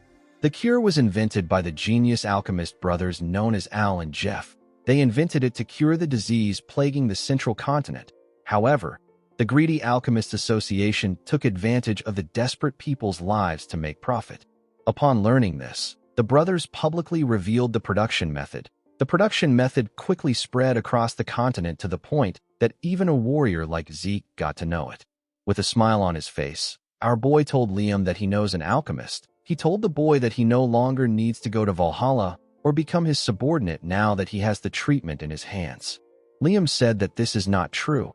He told Zeke that his life belongs to him already. He went on his knees and bowed his head. He referred to Zeke as his lord and swore a lifelong loyalty to him. Our boy smiled when he heard his oath of loyalty. He found it reassuring that the mercenary king from his past life was now his subordinate. He told Liam that he will abandon him if he lags behind. He asked him to follow him well. Liam said that he will. In the next scene, we are taken to the dean's office. We see Owen greet the dean. He told the man that he has come to see him for a proposal. He asked Howard to tell him how he feels about raising the difficulty of the examinations this semester. Howard gently stroked his beard. He asked the boy to tell him the reason for his proposal. Owen said that the first years are quite skilled. He told him that all the children from the great families are there, and there are 2 pure-blood awakeners. He said that if the examination has the same difficulty it had last year, it will end up being a poor assessment. Howard told the boy that what he said makes sense. He told him that he is truly a child of Zimmons. He said that he will consider his proposal positively. Owen bowed his head and thanked the dean. He left his office. Howard turned to the window. He said that the apple doesn't fall far from the tree. He said that Owen thinks just like someone. He realized that he needed to nip the issue in the bud in order to avoid future problems. In the next scene, we see the students gathered somewhere. They were there for the semester exam. They came for dungeon exploration. The Dungeon Exploration Exam is a semester exam only done at the Draker Academy, in which groups of 2 people have to escape a dungeon within a given time. There is a multitude of difficulties when it comes to these dungeons. Each group is assigned one at random. Zeke asked Liam if he is nervous. The boy said that he is a little nervous. Our boy told him that this is natural. He said if a person is too nervous, they can make a mistake, and if they are too relaxed, they can become arrogant. He said that a suitable amount of tension will guard against both these outcomes. While he was talking, we see Reyna trying to calm her nerves. Zeke and Liam were asked to step out. Someone stopped them from entering a dungeon. He pointed at another dungeon and asked the boys to enter it. Zeke glared at the man. He felt like something was off. The man referred to him as Cadet and asked him about why he is just standing. Our boy said that he will do as he ordered. He walked into the dungeon. He and Liam walked down the stairs of the dungeon. Although the difficulty varies from dungeon to dungeon, they are all still exam-used dungeons under the management of the Drakers. Due to this, there isn't a lot of danger. Since escaping within the time limit is the goal, each group is given a timer that activates upon entry. Each timer is given 96 hours. Because basic battle abilities are graded as well, a group can earn extra points by bringing the heads of the monsters they subjugated. The most important thing is to leave the dungeon before the time elapses. If they are not able to escape within the time limit, they will receive a failing grade. After eating, Zeke told Liam that it is better he get some sleep. The boy reminded our boy that he set up camp and prepared their meal all by himself. He asked him to rest first. Zeke told Liam that he will be fine even if he doesn't sleep for 4 days. Liam said that he feels shameless. He told our boy that he will sleep first. Zeke assured him that he will wake him up if something happens. After Liam slept, our boy watched the campfire. He looked at their timer. He noticed that it has been 16 hours since they entered the dungeon. Zeke had been training before the day of the exam. Due to this, he has been awake for 3 days. In other words, he has spent 90 hours awake. Infinite stamina only recovers physical fatigue. It does not recover mental fatigue. Within a dungeon where a person doesn't know what to expect, our boy believed that he needed to reduce as many risk factors as possible. As he slowly dozed off, our boy remembered that he will switch out with Liam once he wakes up. The scene shifts, and we see a bell ring in a place filled with snow. The bell was attached to a pillar. There was a flag in this place. On the ground, we see a blonde woman covered in blood. As Zeke heard the bells ring again, he woke up from his dream. He began to breathe heavily. He could not believe that he had this same dream again. He remembered that he heard a bell in his dream. The moment he thought of this, Zeke recalled that they set a string of bells at an entrance to alert them. Our boy quickly took a bottle of water and poured it on the fire. He woke Liam and told him that they have an enemy. He said that he will check out the situation first. He asked the boy not to light the fire. Liam told him that he understands. Zeke stood next to a wall close to the entrance. He knew that it will be dangerous for him to use dragon eyes in an exam that will last for 4 days. He decided to adjust his eyes to the darkness. While he was trying to look around, he caught a particular scent. Our boy immediately knew that this was the scent of sulfur. He knew that there is one monster that gives off the scent of sulfur and often hunts in packs. A monster with a danger level of rank 3. This monster is the dog from hell. It is known as a hellhound. Our boy remembered that Reyna hunted an orc in his past life, but he never expected hellhounds to be in the dungeon. He quickly took out his sword. While listening to the monster's sound, Zeke noticed something odd. The leader of a hellhound pack will weigh several hundred kilograms at most. Judging from the echoes, it sounded like it weighs several tons. Our boy wondered if it is a mutant. He used his sword to carefully mirror the entrance in front of their room. He saw something shocking. He did not expect to see this monster. The monster charged at the entrance. Our boy quickly jumped back. Liam grabbed his sword and took a stance. Zeke managed to stop himself when he got close to Liam. The boy asked Zeke if he is all right. Our boy remembered that the instructor who asked them to step into this dungeon had the emblem of the Zimmons on him. He called the Zimmons crazy bastards. He wondered about what they were planning. The head of the hellhound leader stepped into the room. It turns out that another monster was holding this head. The monster threw away the hellhound and screamed loudly. It was holding a giant club. Zeke realized that the Zimmons are out to kill him. Liam was surprised to see a troll. Trolls are rank 1 monsters. They are dangerous to the point where they can casually eat orcs and hellhounds. Liam moved in front of Zeke. He told him that he will act as a decoy. He asked him to use the opportunity to flee. Our boy smiled when he heard this. He asked Liam to not say something so depressing. He stood up and told him that he is not a lord who abandons his subordinate. Zeke asked Liam to not believe in him. He asked him to believe in his own efforts. He told him that he is not weak. He asked the boy to do whatever he likes. He assured Liam that he will support him. The boy smiled when he heard this. He thanked his lord. The two of them charged at the troll. They both landed several slashes on the monster. Our boy attacked the troll from the air while Liam attacked it from below. While he was in the air, Zeke took a look at Liam. He realized that the boy is very good. It was already impressive that he managed to wound a troll despite its tough skin. Liam actually landed his attacks precisely on the monster's joint. Zeke realized that Liam was studying monsters in his spare time.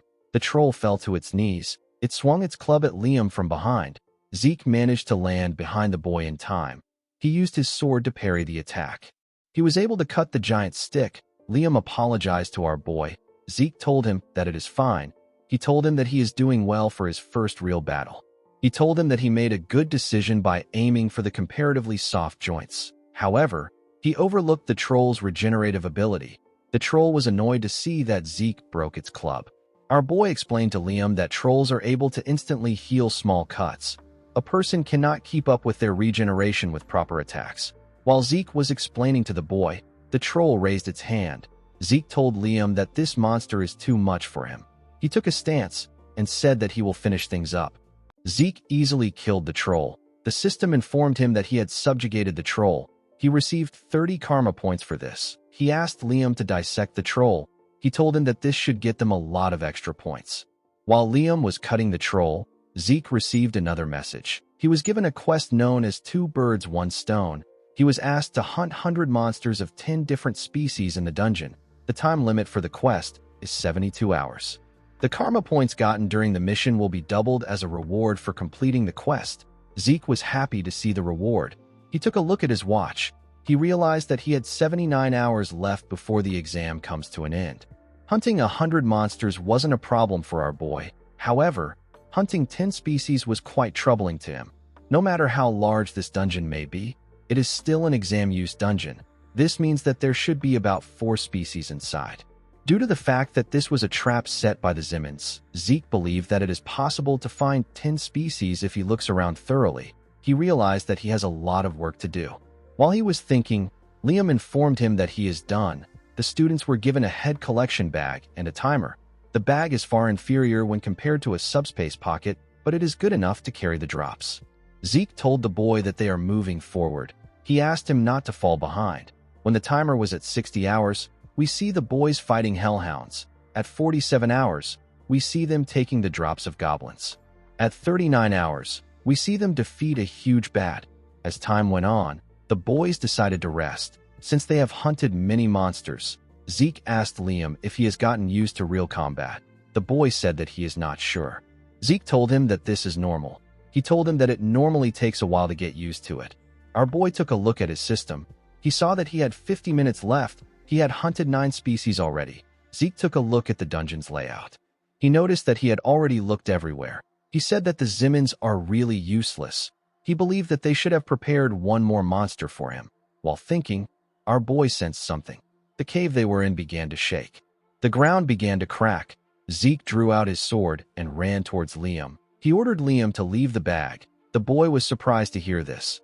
Zeke managed to get close to Liam in time. He quickly cut the rope that the boy tied to his clothes. The moment he did this, something came out of the ground and ate the bag. Blood splashed all over the place.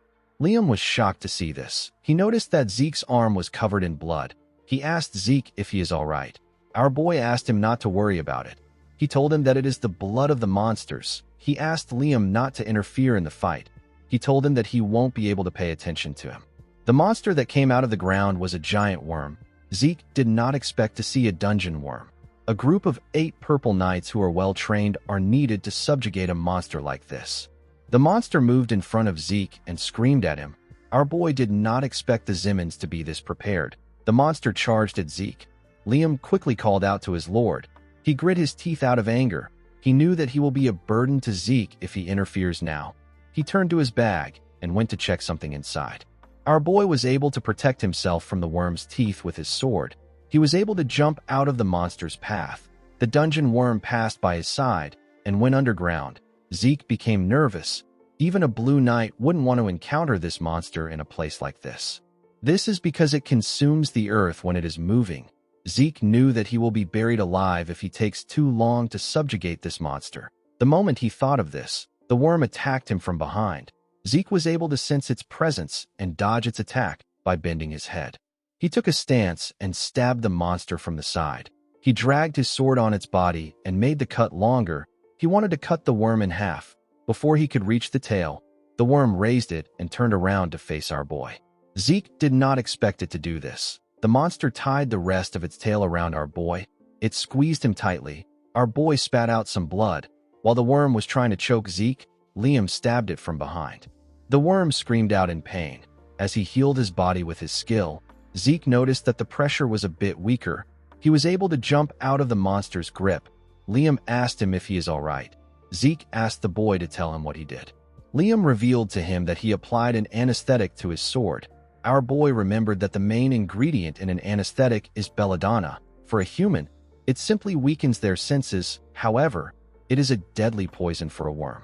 In this urgent situation, Liam recalled that worms are incompatible with belladonna, and he quickly adapted by using anesthetic as a substitute.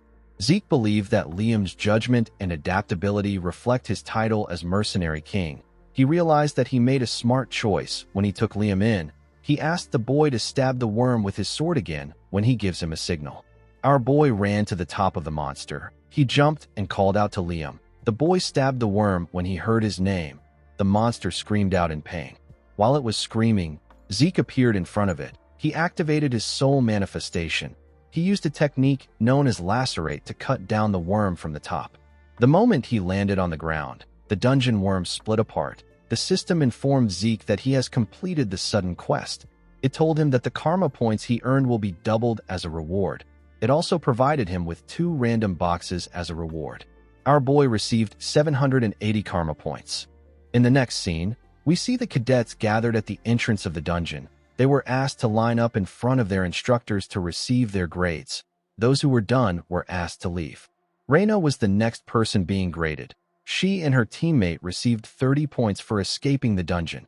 After calculating the amount of monsters they hunted, their total point was 180. The cadets were shocked to hear this.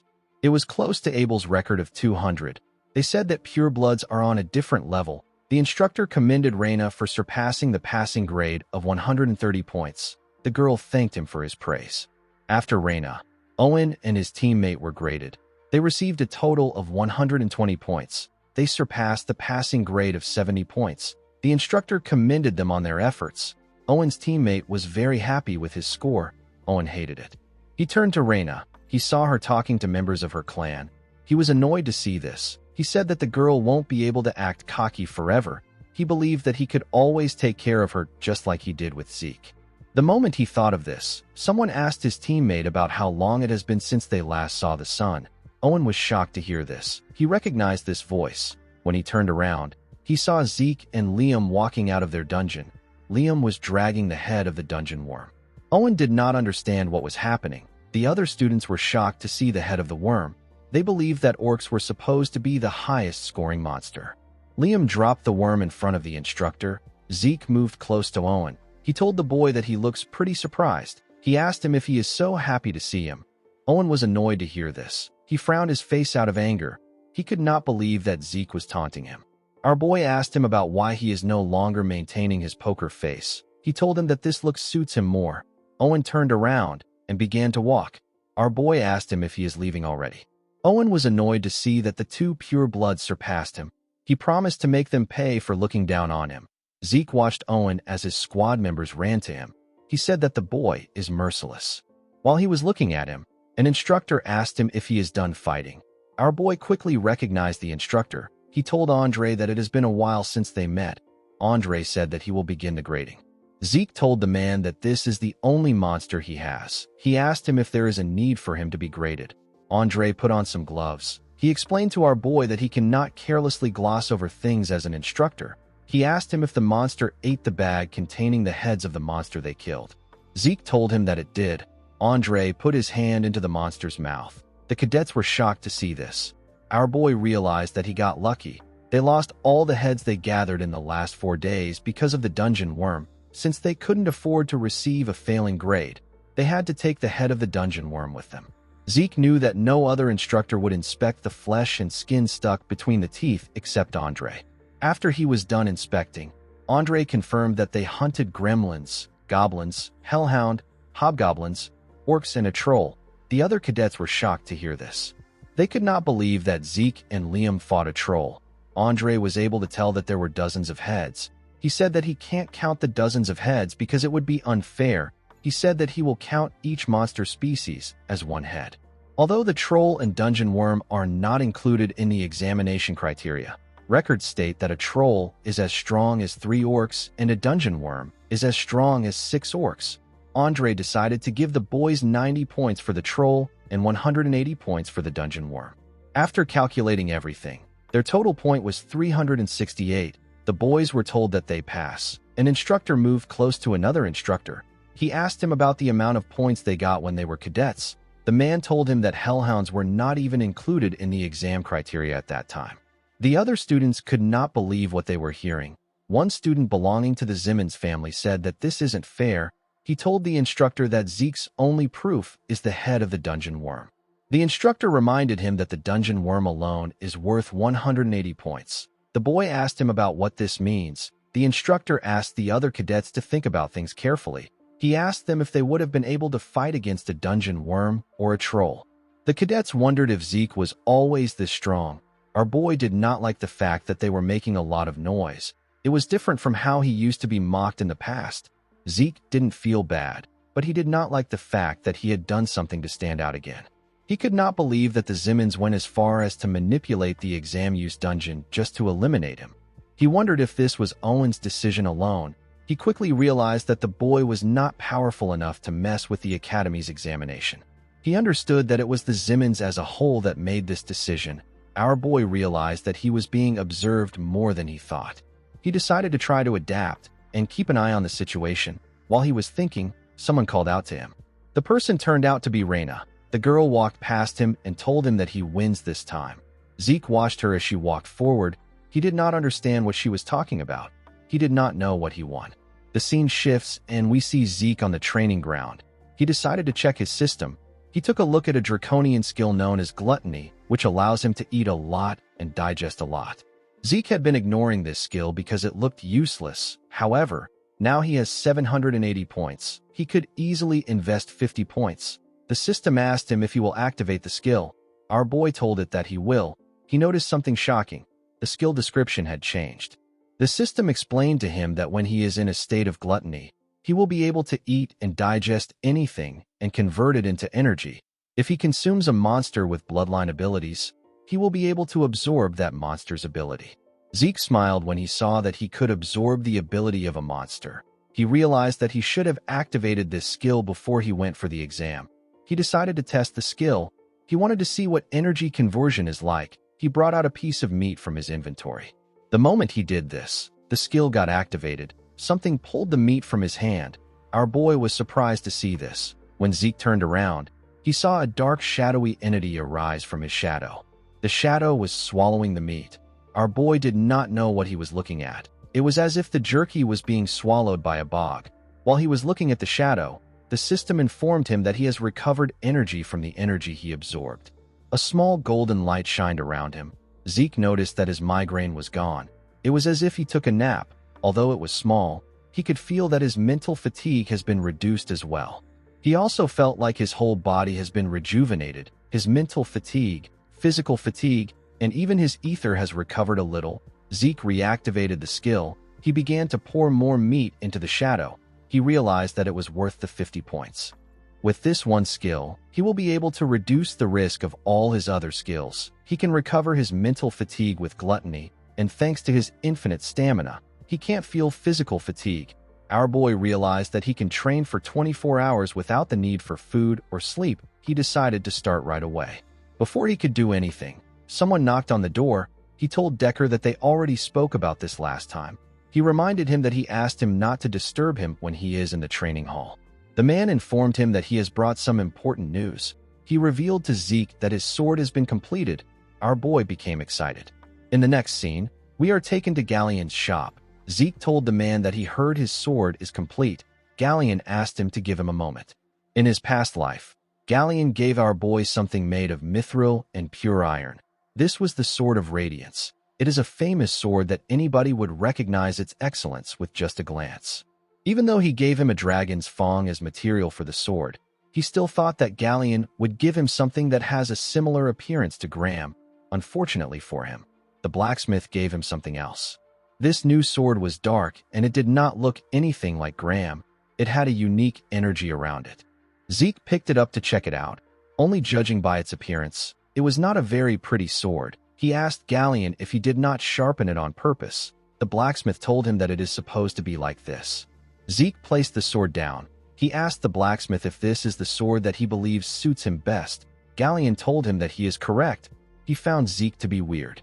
Most people would have been bewildered at his words, but our boy easily understood what he was getting at. Galleon realized that Zeke was the only one fitting to do something. He revealed to our boy that the sword doesn't have a name yet. He said that he has tried to name it, but no matter how hard he tries, he can't think of a good name. He asked Zeke if he can name the sword. Our boy was surprised to hear this. He did not expect Galleon to ask him to do this. In his past life, Galleon came up with Graham the Sword of Radiance by himself. Our boy found it odd that Galleon can't think of a name. He believed that this sword was Graham in a different form because he provided Galleon with a dragon's fang. Our boy realized that he has to think of this sword as something entirely different from Graham. He put his hand into his pocket and took out something from his inventory. Galleon was shocked to see what Zeke took out. He was shocked to see our boy holding a dagger. Our boy used the dagger to cut his hand. Galleon asked him about what he is doing. The moment he cut his hand, his healing factor activated.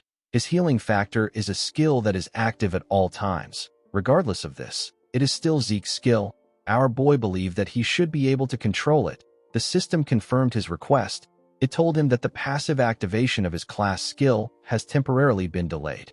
Zeke's arm stopped healing. He placed it above the sword and let his blood drip on it.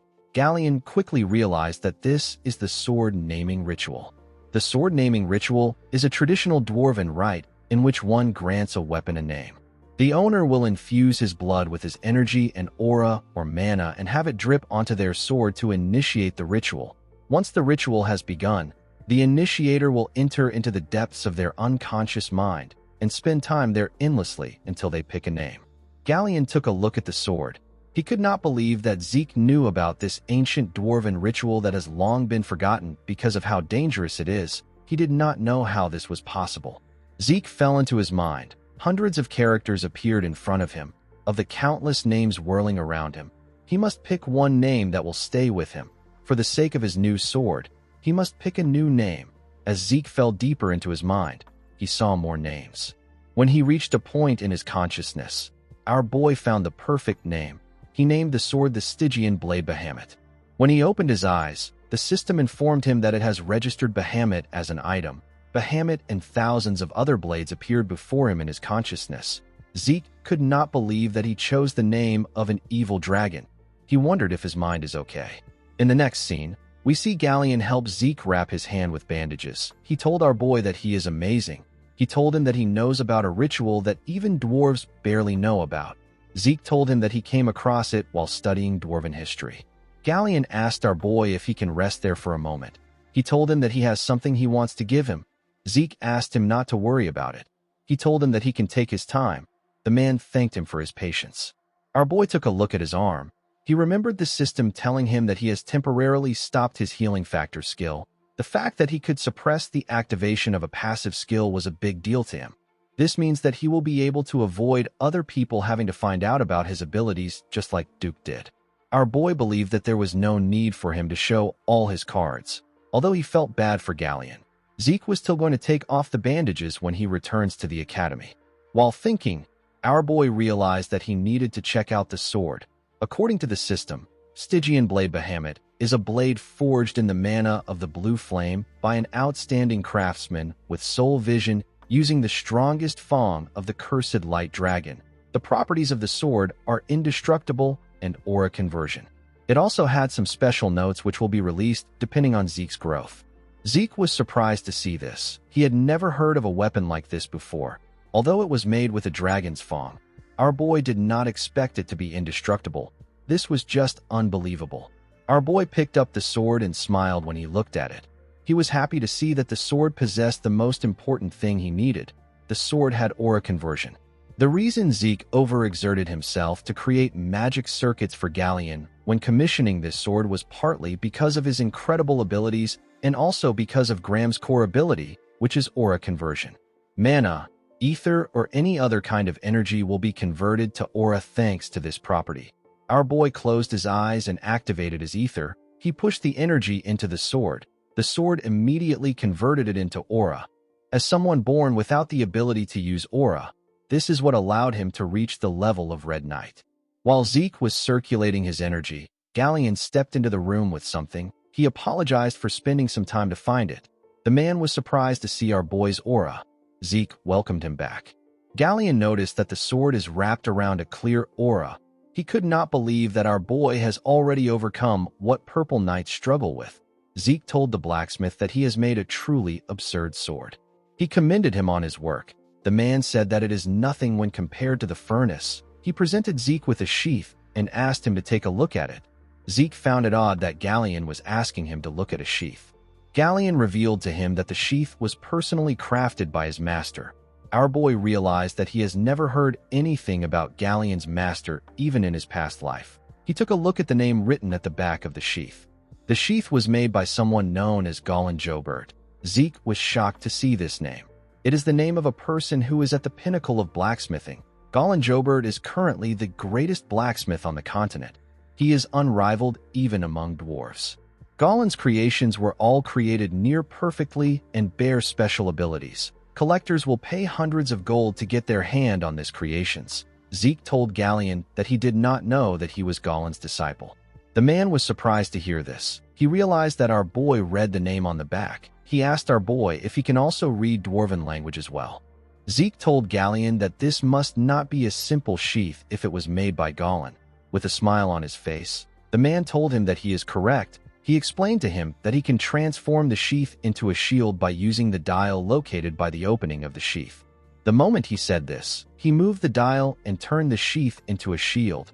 Galleon revealed to Zeke that it is made with mithril and wyvern bones, so it can take a good amount of damage. He told our boy that the shield will turn back to a sheath if he turns the dial on the shield's handle. Zeke was very impressed. Galleon told him that this is nothing compared to the grace he has shown him. He asked Zeke to take the sheath. He told him that it is a gift. Our boy told Galleon that he could have just sold the sheath to make his furnace. The man said that he cannot sell his master's work to just anyone. Zeke revealed to him that he could have sold it for several hundred gold coins. Galleon was shocked to hear this. He asked our boy to just accept it. Zeke noticed that the sheath was smaller than the sword. He believed that Golan must have some special ability that will make the sword fit in. The moment he put the tip of the sword into the sheath turned to fragments and created a shape that perfectly fit the sword. This far exceeded Zeke's expectations. He thanked Galleon for giving him such a valuable gift. The man told him that he is happy he likes it. In the next scene, we are taken to the training hall. We see our boy wearing a gauntlet. He noticed that the gauntlet was made from a light and durable material called meteoric iron. It doesn't have any properties. Zeke was told that the properties will activate when he wears a full set of meteoric iron. Our boy received 2 random boxes when he completed the sudden quest. He thought that it would be similar to a treasure chest, but there was something more valuable inside. Zeke decided to check the second box. When he opened the box, he found something odd inside.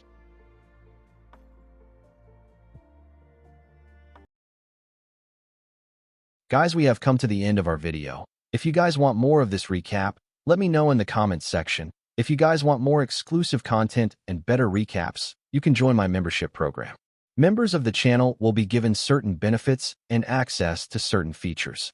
It is a great way to support my channel, and it will be a great motivation for me. Thanks for watching the video. See you guys later.